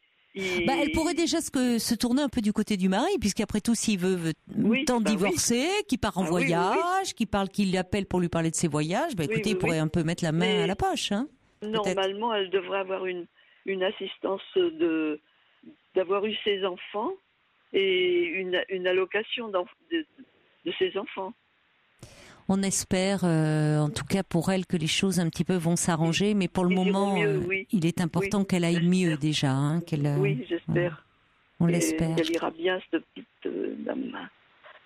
Vous vouliez, vous, Daniel, également rebondir sur le premier témoignage qui était celui de donc Géraldine qui nous parlait de sa relation avec un homme. Oui, elle devrait carrément, bon, même qu'elle soit amoureuse, on est peut-être, à mon avis, moi c'est mon avis à moi, on est moins amoureuse qu'avec son mari quand même. Moi j'ai été ça veut rien dire. très heureuse avec mon mari. Je l'ai perdu parce qu'il est décédé. Mais après, on veut vivre au bout de 10 ans après son décès. Moi, j'avais trouvé un monsieur. D'abord, on m'avait présenté plusieurs messieurs. Mais ça ne me convenait pas. Il y en a un qui voulait que je travaille dans un bar. Et je ne voulais pas aller dans un bar. Moi, j'étais presque retraitée. Alors, je n'allais pas aller dans un bar. Il n'avait pas envie de retravailler. Voilà. Oui. Et puis après, il y a d'autres personnes qui me plaisaient pas, quoi. Et je suis tombée sur un monsieur qui était très bien. Et il habitait pas loin de chez moi. Mmh. Et puis il dit, bon, d'abord j'étais à sa médaille du travail. Il m'avait invité. J'étais bien habillée. J'avais un costume gris avec une jupe rouge. J'étais assez coquette. Mais monsieur, au bout d'un an, on s'est fréquenté plus d'un an. Et il m'a invité chez sa fille, chez sa sœur. On a dansé chez sa sœur. Il m'a invité à danser. Certainement, il voulait savoir si je savais danser. Et puis, on a passé de bons moments. Il me présentait d'autres personnes, d'autres amis. Mais il fallait... il m'invitait toujours au restaurant. La première fois qu'il m'a invité au restaurant, eh bien, je me suis aperçue plus tard que c'était ses voisins qui étaient au restaurant avec nous, mais on n'était pas là à côté. Et c'était pour me voir, m'espionner, comment que je me comportais et comment j'étais habillée. Il avait demandé à ses voisins de vous espionner. Habillée. Oui, mais il ne me l'a pas fait demander devant eux. Mais c'est que après, comme si c'était ses voisins, il l'a demandé chez lui, quand j'étais absente, quoi. Et plusieurs personnes, il a invité des amis, 2, 3 amis, au restaurant, chez eux. Pour leur demander ce qu'ils pensaient de vous, c'est ça? Ce qu'ils pensaient de moi. Oui, c'était pas tant de l'espionnage, mais pour avoir... Mais enfin, c'est pas très délicat comme façon de faire. Bah oui. Il avait qu'à vous les présenter comme il avait fait. Le comportement de mon habillage, comment j'étais vêtue. Et puis monsieur... mais pourquoi il vous faisait des réflexions sur votre habillement? Non, il ne faisait aucune réflexion. Attendez, il me faisait aucune réflexion, mais j'étais habillée comme il faut. Bien sûr, quand il fait beau, je m'habille légère. J'avais des petites robes légères que je faisais moi-même. J'étais couturière. Ah oui, d'accord, en effet. Et puis, je me suis fait un tailleur aussi qui était bien, qui m'allait bien. Et puis, j'avais des vêtements sympas. Et puis, au bout d'un an, j'avais invité même à la maison avec mes enfants. On a passé Noël, et les réveillons de Noël et jour de l'an ensemble. Avec mes enfants, on a fait des grands repas. On cherchait les jouets pour les petits-enfants par le Père Noël. Mon fils, il s'était habillé en Père Noël. Et puis, on avait passé des bons moments. Et puis, d'un seul coup, monsieur, il me dit, tu sais, on va s'arrêter là, on va pas se fréquenter parce que t'es pas assez coquette. Alors moi, je lui ai répondu, eh bien, je suis pas une cocotte. J'ai répondu comme ça. Bon, vous manquez pas de répartie au moins, c'est bien. À l'époque, c'était comme ça. Et puis, à la suite de ça, j'ai laissé tomber. Et puis, j'ai voulu lui téléphoner. Il avait déjà changé son téléphone. Il n'avait pas perdu de temps, dites-moi. Oui, voilà. Oh là là, oui. Comme ça, il n'y a pas d'âge pour la goujaterie, hein, vraiment. Oh oui, c'est justement pour ça que je voulais intervenir parce que ça m'a vraiment déplu.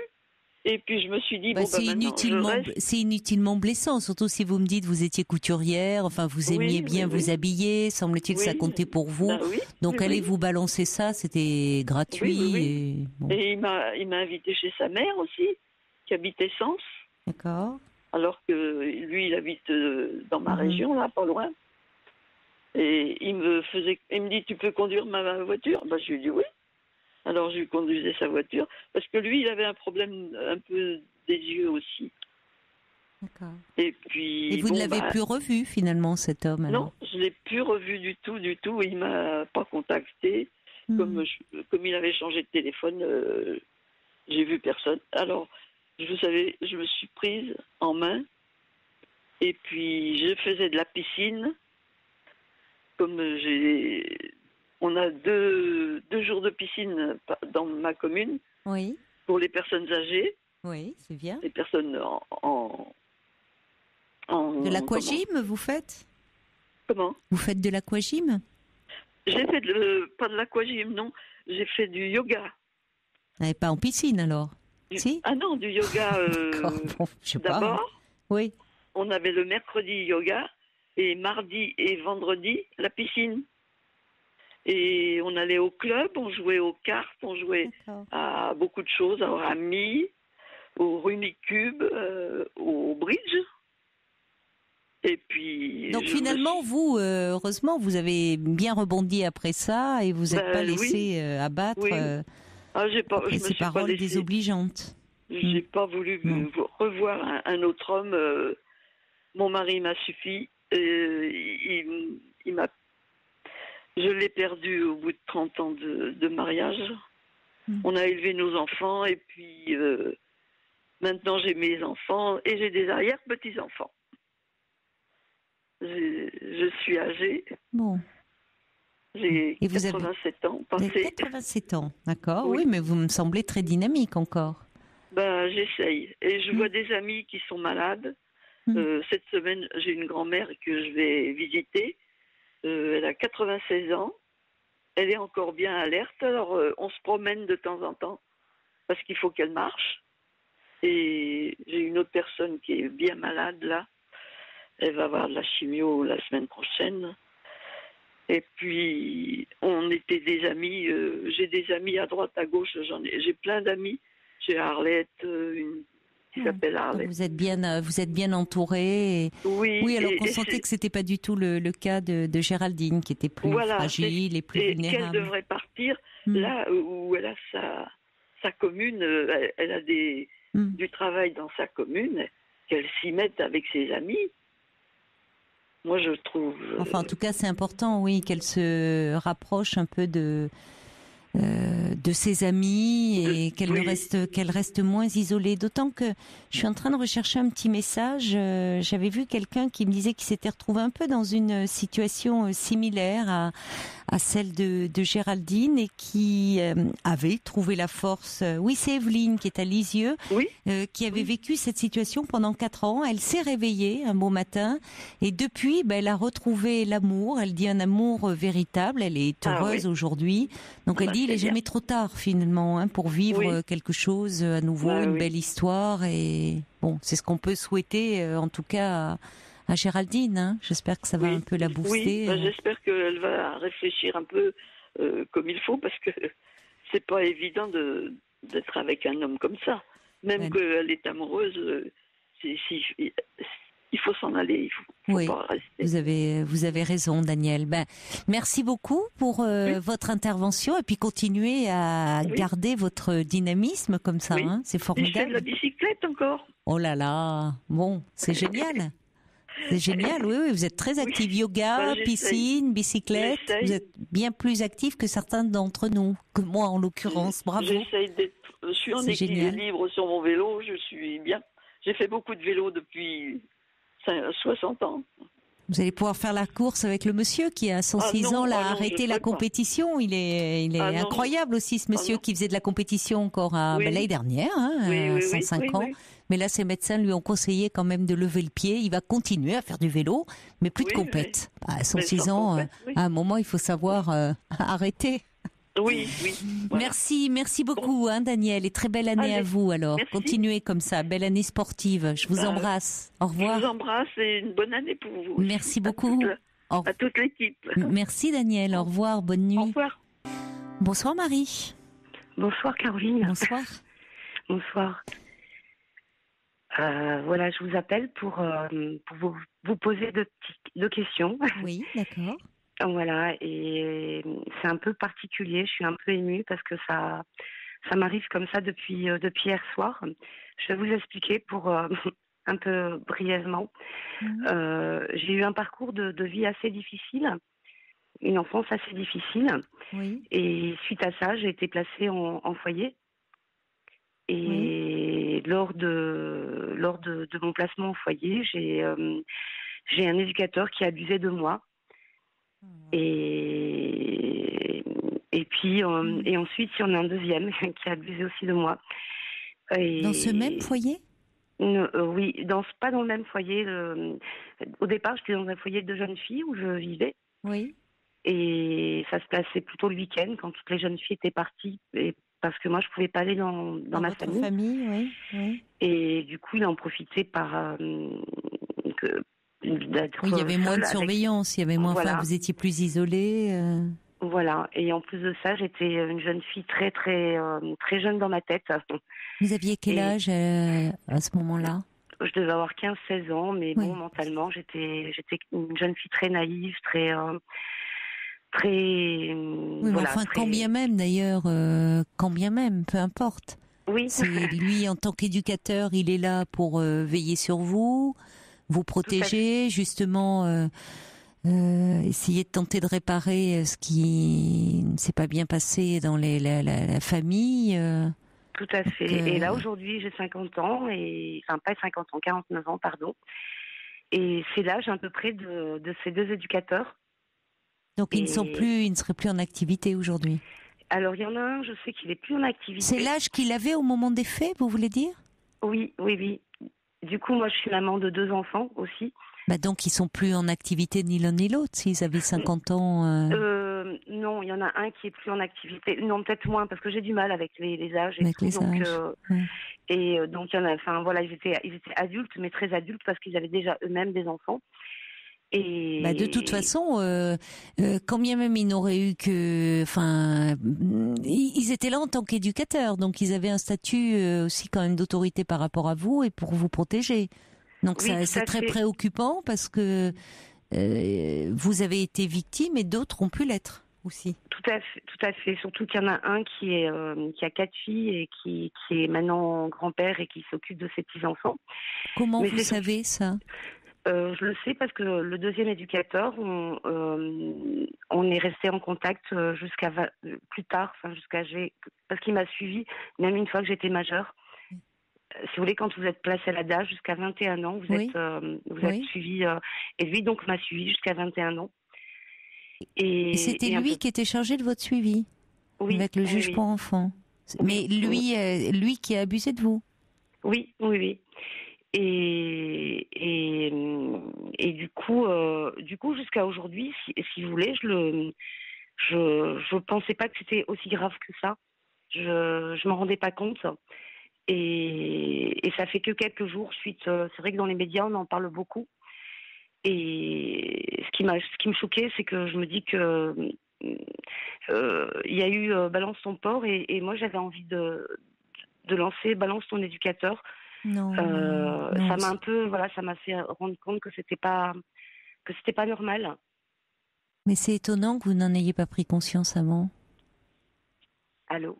C'est étonnant, je disais, que vous n'en ayez pas pris conscience avant. C'est-à-dire que de la part d'un éducateur, d'avoir pas quand vous étiez jeune fille et tributaire et dans un état de. Allô, vous m'entendez ? Non, elle ne m'entend plus visiblement. Allô, vous êtes avec moi, Marie, ou pas ? Non, on a un souci de ligne. Bon, je vois que Paul est on va passer un peu de musique. Je ne sais pas ce qui se passe parce que je vois Paul en ligne, mais moi, je n'ai pas de Marie avec moi. Marie, vous êtes là ou pas ? Ok, merci. Allô ?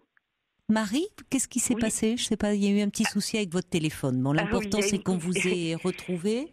Oui, parce que je voulais vous dire, ce qui est important, c'est que ça fait que 2 jours où je me rends compte que c'était pas normal. Pourquoi 2 jours d'ailleurs ? Alors, parce que je viens de me faire diagnostiquer il y a pas longtemps d'une hypersomnie, d'une hypersomniaque. Voilà, je suis hypersomniaque. Et suite à ça, on m'a donné un traitement. Et du coup, je vais beaucoup mieux. Et puis surtout que j'allais pas bien depuis quelques années et j'avais pas les traitements adéquats parce qu'on savait pas que c'était ça. Et du coup, voilà, depuis 2 jours, ça fait un petit moment que je prends le traitement et du coup, je vais mieux et voilà, et ça ressort. Ça... Oui, tout est un peu mélangé, quoi. Suite à l'affaire Weinstein, les hashtags balance ton porc, MeToo. Voilà, et puis là, ça oui, ressort. mais faut pas. Oui. Mais surtout, c'est que je me rends compte que c'était pas normal et que c'est injuste. C'est ça qui me sidère un peu, que vous n'ayez pas pris... Parce que vous me dites, vous êtes... Bon, aujourd'hui, vous avez 50 ans, c'est ça, Marie ? Oui. Vous avez vous-même des enfants ? Oui. Et ce qui me sidère un petit peu, c'est que on peut un traumatisme le refouler et que les souvenirs remontent à la conscience à la faveur d'un événement, même parfois d'ailleurs anecdotique. Ça peut être une parole, ça peut être, je sais pas, une odeur, un comportement, quelque chose. Enfin, bon, on sait qu'il y a des amnésies partielles ou totales suite à des traumas et notamment des traumas d'ordre sexuel. Oui. Mais la façon dont vous le formulez, qu'il vous a fallu ça pour vous rendre compte que c'était pas normal, c'est ça qui m'intrigue un peu, je vous avoue, parce que entre-temps, vous avez quand même grandi, vous êtes construite, tant bien que mal, peut-être du fait de votre histoire, mais quelle époque ils aient enrobé ça et qu'il y ait eu quelque chose par la douceur, on entend, par la séduction, par quelque chose, et que la jeune fille que vous étiez... évidemment très fragile et très dépendante aussi de la structure dans laquelle vous vous trouviez. C'est très difficile de dénoncer des violences institutionnelles. Mais entre la jeune fille que vous étiez et la femme que vous êtes devenue, ce qui m'intrigue, c'est que vous dites que c'est pas que vous avez refoulé les choses, c'est que vous pensiez que c'était normal. Puisque vous me dites, je réalise seulement maintenant que c'était pas normal. C'est ça qui m'interroge. Voilà, je peux vous l'expliquer parce que je mettais ça sur autre chose parce qu'à l'âge de 4 ans, j'ai été kidnappée. Et du coup, je mélangeais un peu les deux. Je savais pas si le trauma, si j'avais refoulé ça et que c'était ça qui faisait que j'étais pas bien dans ma vie. Vous avez été kidnappée, c'est-à-dire ? À l'âge de 4 ans. Oui, mais que c'est flou, ça. Oui, ça veut dire quoi, kidnappé par un de vos parents Non, j'ai été kidnappée par un monsieur qui m'a le lendemain relâchée. Oula, mais vous m'avez déjà appelé, je crois, à ce sujet. Ah non, pas du tout. C'est la première fois que je vous appelle. Et du coup, j'ai été relâchée le lendemain, donc je suis passée dans les journaux, je l'avais refoulée. Et lors d'un suivi avec un psychologue en sophrologie, c'est ressorti. Et voilà. Et surtout, c'est que le deuxième éducateur m'a aidée. Enfin, comment dire, vous expliquer. J'étais très, très, très en addiction affective auparavant. C'est quelque chose que j'ai réglé il n'y a pas longtemps.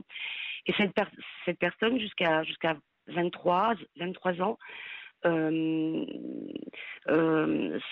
comment dire, était comme mon père. Enfin, moi, je le considérais comme mon père. Et si vous voulez, c'est une personne qui m'aidait, un père incestueux, alors on va dire. Voilà. Et d'ailleurs, un jour, en mangeant avec lui, il me l'avait dit. Il m'a dit qu'il avait 4. Ça m'est toujours resté. J'étais assez jeune, j'avais 19 ans, qu'il avait 4 filles et que finalement. Ce qu'il pouvait pas faire avec ses filles, il le faisait avec moi. Enfin, et du coup, moi, j'étais tellement en besoin de. Mais vous n'en avez jamais parlé de tout ça ? Vous n'avez jamais été suivie, j'imagine. Si, j'en ai parlé. J'ai fait des psychothérapies. Vous en avez parlé de ces attouchements ? Oui, j'en ai parlé. À aucun moment on ne vous a conseillé de porter plainte, de faire un signalement, parce que balance ton porc, c'est une chose. Je trouve que ça soit pas que ça libère la parole des femmes. Bon, mais je trouve que la meilleure des choses dans ces cas-là, c'est quand même de se référer à la justice. Et quand il y a prescription. Et encore une fois, la loi a changé, c'est une très bonne chose, puisque pour des agressions sexuelles commises sur des mineurs, jusque-là, les victimes pouvaient porter plainte 10 ans après leur majorité, parce qu'on sait que il peut y avoir des amnésies, que quand on est mineur, c'est compliqué de porter plainte, surtout si c'est quelqu'un dans l'entourage familial. Donc, bon, 10 ans, déjà, c'était une bonne chose, mais finalement, des victimes se réveillaient au sens propre du terme, même parfois trop tard, et donc c'est allongé à 20 ans, et c'est une très bonne chose. Et cela dit, même quand il y a une prescription, c'est-à-dire qu'on a dépassé les 20 ans après la majorité, il est toujours possible, je dis ça pour toutes les personnes qui pourraient se trouver dans cette situation, de faire un signalement, d'écrire au procureur de la République, d'envoyer un courrier très circonstancié sur les faits dont vous avez pu être victime, parce que le procureur peut se saisir et demander une enquête, d'autant plus si ces faits concernent des professionnels de l'enfance. Bon, donc c'est toujours une possibilité qui vous est donnée de saisir le procureur de la République et d'informer de ce qui s'est passé. Voilà. D'accord, d'accord. Et par une plainte, il faut que je le fasse par le procureur. Visiblement, vous avez 49 ans aujourd'hui, Marie. Oui, voilà. Donc les plaintes, il y a prescription, mais vous pouvez envoyer un courrier au procureur de la République. D'accord. Et voilà, parce qu'en plus de ça, ça fait quelques années, surtout 5 dernières années là, que j'étais en dépression, donc j'ai perdu aussi un peu de temps par rapport à ça, quoi. C'est que vous pouvez toujours saisir le procureur de la République en lui faisant un courrier circonstancié, en donnant le nom de l'institution, les noms des personnes, les faits, et lui peut, c'est lui qui en décidera, mais peut se saisir, peut en tout cas ordonner une enquête. Pour voir ce qui a eu lieu, même si les personnes ne sont plus en activité aujourd'hui, elles peuvent être poursuivies. Voilà. Bon. D'accord. Et vous trouvez que c'est bien de le faire? C'est pas moi de vous répondre, parce que c'est vraiment ça dépend de tout un contexte, du vécu. Je trouve qu'il y a des choses qui me préoccupe un peu derrière votre histoire, où on sent quand même une certaine fragilité. Cette histoire, il y a un peu cette histoire de kidnapping, je trouve qu'il y a beaucoup de choses qui sont mêlées et qui me préoccupent un peu, et je trouve qu'il y aurait besoin peut-être d'être un peu élaboré en thérapie. Oui, mais je fais une thérapie, D'accord. Écoutez, merci je pense beaucoup. Que c'est déjà important, et je vous dis, quand les faits sont prescrits au niveau de la loi, il est toujours possible de saisir le procureur de la République via un courrier qui, lui, peut décider de diligenter une enquête s'il estime que les faits qu'on lui soumet sont suffisamment graves. D'accord. Voilà. Ça peut permettre de protéger d'autres personnes. Oui, voilà, aussi. Voilà. Ok. Écoutez, merci beaucoup. Je vous en prie, bon courage, Marie. Au revoir. Merci beaucoup. Au revoir. Merci. Bonsoir, Marie-Amédée. Bonsoir Caroline. Bonsoir. Je vous présente encore tous mes meilleurs vœux pour cette année. C'est très gentil, merci beaucoup. Et à toute votre équipe. Merci, vraiment toute l'équipe se joint à moi, Marie-Amédée, pour vous souhaiter une très belle année. C'est très gentil. Alors, vous vouliez, vous aussi, l'histoire de Géraldine, qui était la première auditrice, vous a fait réagir. Elle a suscité de très très nombreuses réactions, Géraldine. Est-ce que vous êtes un peu retrouvée dans cette relation-là? Oui, sauf que moi, ce féminin... Oui, mais que je connais une femme... La perversité n'a pas de sexe, vous savez. La perversité, vous dites? Oui, parce que pour le coup, je parlais dans le comportement, je trouve, de l'homme dont nous parlait Géraldine, il y avait une certaine perversité. Alors après, votre compagne, moi je ne la connais pas et je ne me permettrai pas d'en parler. Non, bien sûr, mais c'est curieux, ma réaction, et justement on peut en parler. Quand vous avez dit le mot perversité, j'ai pris ça pour moi. C'est ça qui est bizarre. Ah oui? Et oui. Pourquoi vous avez pris ça pour vous? Justement, je n'en sais rien. Mais quelque part, ça réveille un souvenir très lointain, parce que, oui, c'est curieux, vous suscitez des choses extraordinaires, vous êtes une super psychologue, parce que je me souviens tout d'un coup, mais c'est vous qui suscitez ce souvenir. Là, j'ai perdu ma mère, mais je me souviens que quand j'avais 18 ans, ma mère me traitait de tous les noms, parce qu'elle passait sa vie à m'insulter. Et c'est vrai qu'un jour, je crois qu'elle m'a traitée de perverse. Ah oui, d'accord. Alors qu'à 18 ans, je n'avais ni homme, ni femme, ni personne. J'étais une jeune fille super pure. Je venais de perdre mon père. Je vivais avec elle toute seule et elle m'en faisait voir de toutes les couleurs, Caroline. Moralement, elle m'insultait sans arrêt, elle me disait des méchancetés. Même physiquement, une fois, elle m'a griffé la main. J'ai eu une cicatrice pendant des années, donc c'était très grave. Oui, en effet. Ah oui, elle m'a fait beaucoup de mal. On est dans la violence, là. On est dans la maltraitance. C'est pas une simple griffure, si on en a une cicatrice. Oui, j'ai eu une cicatrice à la main droite. Je ne savais pas que vous aviez eu une relation de ce type avec votre mère, parce qu'on s'est déjà parlé, on se connaît plusieurs fois. Mais je ne savais pas que vous aviez une relation aussi violente avec votre mère. Vous savez, il m'est arrivé tellement de choses, ça ferait plusieurs émissions. Oui, mais tout est peut-être lié un peu. Tout est lié parce que justement, je pense que la relation avec la femme que j'ai depuis, ça va faire 18 ans au mois d'avril, si je veux être précise. Oui. Eh bien, c'est une femme qui a potentiellement l'âge de ma mère, à quelques années près, elle est plus jeune qu'elle. Et c'est vrai que j'arrive pas à me défaire de cette relation. Je pense pas être amoureuse encore, mais quand même, je l'ai encore vue samedi. Et j'ai quand même recraqué physiquement parce que c'est une très jolie femme qui a beaucoup de charme, qui est quelqu'un quand même d'assez exceptionnel dans son genre. Et j'ai jamais pu me défaire de cette relation, même si j'ai pas mal d'amis qui m'ont dit arrête cette relation et tout, parce que c'est quand même quelqu'un qui m'a fait beaucoup de mal et qui m'a même fait du mal un jour physiquement. Elle m'a donné un coup de pied dans les parties génitales, ça a des conséquences très graves. Dites-moi, j'allais vous demander, au-delà de l'âge,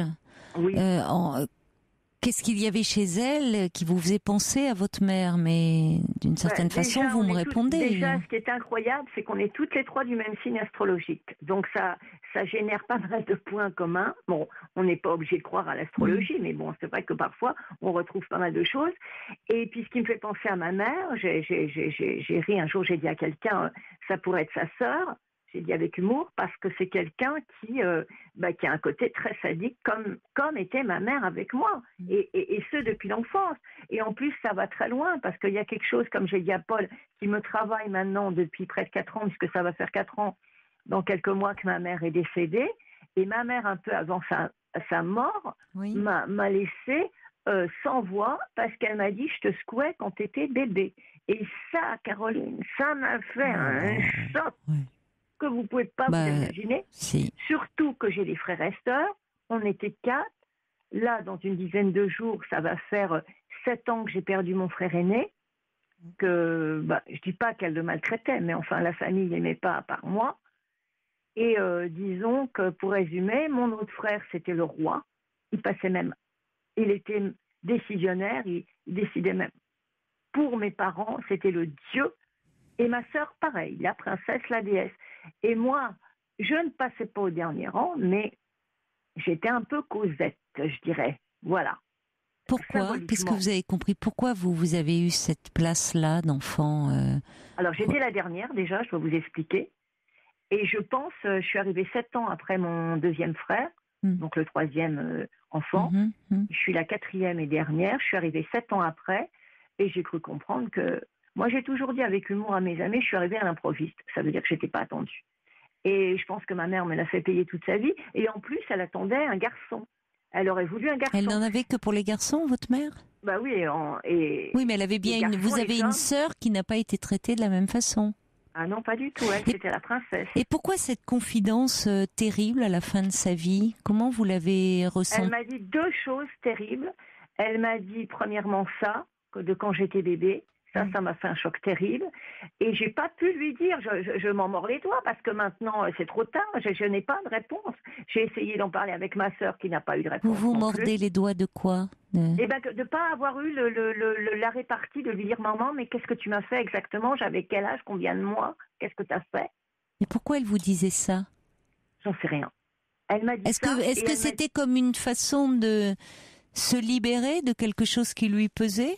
Finalement, sans mesurer les conséquences évidemment que ça pouvait avoir sur vous, des paroles comme celle-là, C'était peut-être pas quelques mois avant sa mort, peut-être un an avant, Oui, je sais pas. mais oui, vous Et elle vous m'a souvenez dit plus le deuxième chose qui m'a contexte. fait un choc aussi, parce que moi je considère que si je suis homosexuelle, je lui dois bien, je dirais, parce que quand j'étais petite, j'avais des cheveux magnifiques, des cheveux blonds magnifiques. Elle me les coupait tout court comme un garçon. Elle m'habillait comme un petit garçon. Donc, ma mère n'en avait que pour les hommes. Et je pense que si je suis homosexuelle à l'heure actuelle, je lui dois. Parce que, étant jeune, je sortais avec des très beaux jeunes gens et tout. Et petit à petit, j'ai été attirée par les femmes parce que, au départ, je pense que j'ai cherché une mère, puis une amie. Et puis, voilà. Et à l'âge adulte, j'ai rencontré cette femme qui, à la fois, était mon amante, mon amie. C'était tout pour moi. Mais seulement le problème, c'est qu'elle agit comme ma mère dans le côté sadique des choses. Ça a tout le temps été comme ça ou c'est votre relation qui peut-être au fil du temps prend cette tournure-là? C'était pas à ce point-là au début, si vous voulez. Moi, j'ai eu une relation avec cette femme qu'au bout de 3 mois. Donc, j'ai été patiente. Au début, elle était très gentille avec moi, mais avant qu'il se passe quelque chose d'intime. Et après, très vite, pas les tout premiers mois, mais très vite, elle a commencé à me dire des trucs. Par exemple, je vous donne un exemple là, qui me vient à l'esprit, très, très sadomaso, genre au pied. Un jour, je vais chez elle, elle me dit ça, elle me sort ça tout de go. Mais c'était même pas sous forme de provocation ou de jeu érotique, justement, non? J'étais habillée, voilà, elle était dans sa cuisine, j'étais dans le salon, puis tout d'un coup, elle me dit au pied. Et voilà, et tout était... Et vous vous êtes exécuté? Bien sûr que non. Oui, c'est ça, vous lui opposez quand même une résistance, on sent... Bien sûr, toujours. Mais vous retrouvez finalement de ces rapports de force, cette grande amour-haine finalement, beaucoup d'agressivité dans vos relations, et ça vous ramène à ce que vous avez connu très précocement. Voilà, vous savez ce que je crois, Caroline, c'est pas moi la psychologue, bien sûr, enfin... un peu de vous-même, même si j'ai pas fait l'étude de psycho, j'ai écrit un livre il y a très longtemps et sur quel sujet? Sur l'homosexualité féminine. C'est intéressant, oui. Et là aussi, j'ai pas eu de chance parce qu'il fait le tour du monde ce livre et j'ai pas touché mes droits d'auteur. Ah bon? Et comme je suis tout le temps malade, je peux pas batailler. J'avais commencé à contacter la maison d'édition qui m'avait publié. Il faudrait peut-être voir un avocat. J'ai eu la malchance de perdre l'éditeur qui me l'avait publié, qui voulait me publier encore d'autres livres. Enfin, je n'ai que de la malchance dans ma vie. Et là, je suis arrivée à un point de ma vie, j'en peux plus, ma chère Caroline, parce que je souffre, comme je vous l'avais peut-être déjà dit, de fibromyalgie. Là, c'est au dernier degré. Je carbure à la morphine toute la journée, à très, très haute dose. Associé à ça, j'ai de l'arthrose. J'ai fait un AVC il y a quelques années, qui m'a laissé un petit peu, pas beaucoup, mais de surdité. J'ai fait 4 problèmes cardiaques, un infarctus il y a 5 ans.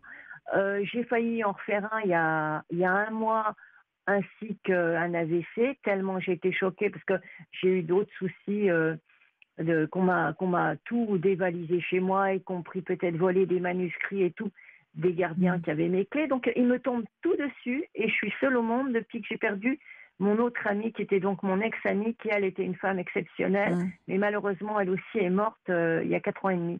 Donc là, je me retrouve dans une situation, il me tombe tout dessus. Vous me parlez de psychanalyse un peu en disant c'est pas moi la psychologue, mais est-ce que vous continuez ça? Parce que quand même, y compris dans la fibromyalgie, ces douleurs, ce corps qui est très douloureux. J'avais une amie qui me disait qu'elle retrouvait chez des femmes souvent des parcours, alors après, il faut pas généraliser, mais elle retrouvait parmi ses patientes fibromyalgiques des relations dans l'enfance, souvent elle avait relevé ça en point commun, des violences, des maltraitances. Alors après, faut pas en faire une généralité, parce que les patientes qu'elle voyait, c'est ce qui l'avait frappée. Mais elle voyait un certain nombre limité de patientes, donc on peut pas en faire un... Excusez-moi, je vous coupe, c'est très mal élevé, je suis désolée. Non, mais je vous en prie. C'est pendant que j'y pense, on parlait de viol, de maltraitance d'éducateurs. Là, j'ai bien écouté la personne avant, je crois qu'elle s'appelait Marie, auditrice précédente. Elle parlait des éducateurs qui l'avaient maltraitée, etc. Mais moi, en plus, cerise sur le gâteau, j'ai été violée à l'âge de 21 ans. Et précédemment, avant ce viol, qui a été d'une manière horrible, puisque ça a été d'une façon atroce, puisque c'était par la sodomie. On ne va pas trop détailler, oui, parce qu'on arrive à la fin de cette émission, oui, malheureusement. Mais dites-moi, êtes-vous, par rapport à ce parcours, à ces violences, dans votre corps aussi, se fait l'écho, il continue aujourd'hui à... Vous n'êtes plus suivi du tout sur le plan... J'aimerais bien voir un psychologue éventuellement, mais comme je peux presque plus bouger de chez moi, ça devient très très compliqué. Mais il faudrait peut-être que vous partiez un peu déjà, je ne sais pas, voir avec votre médecin un peu en cure, faire quelque chose un peu pour essayer de au moins un peu abaisser le seuil de douleur avec laquelle vous êtes habitué à vivre, malheureusement, depuis l'enfance. Oui. Et quand vous irez un peu mieux, ou en tout cas que vous retrouverez un seuil de douleur qui vous laissera un peu de liberté pour vous, que vous puissiez à ce moment-là essayer de trouver, peut-être à côté de chez vous, quelqu'un qui serait disponible pour vous écouter. Mais essayez de voir, parce que je sais qu'il y a des cures maintenant qui existent, peut-être que ça serait bien aussi que vous soyez un peu prise en charge sur ce plan-là quand même. Parce qu'à un moment, trop c'est trop de souffrance, je trouve. Bon courage, Marie-Amédée, je vous embrasse. Je vous souhaite une très belle nuit. Je vous dis à ce soir.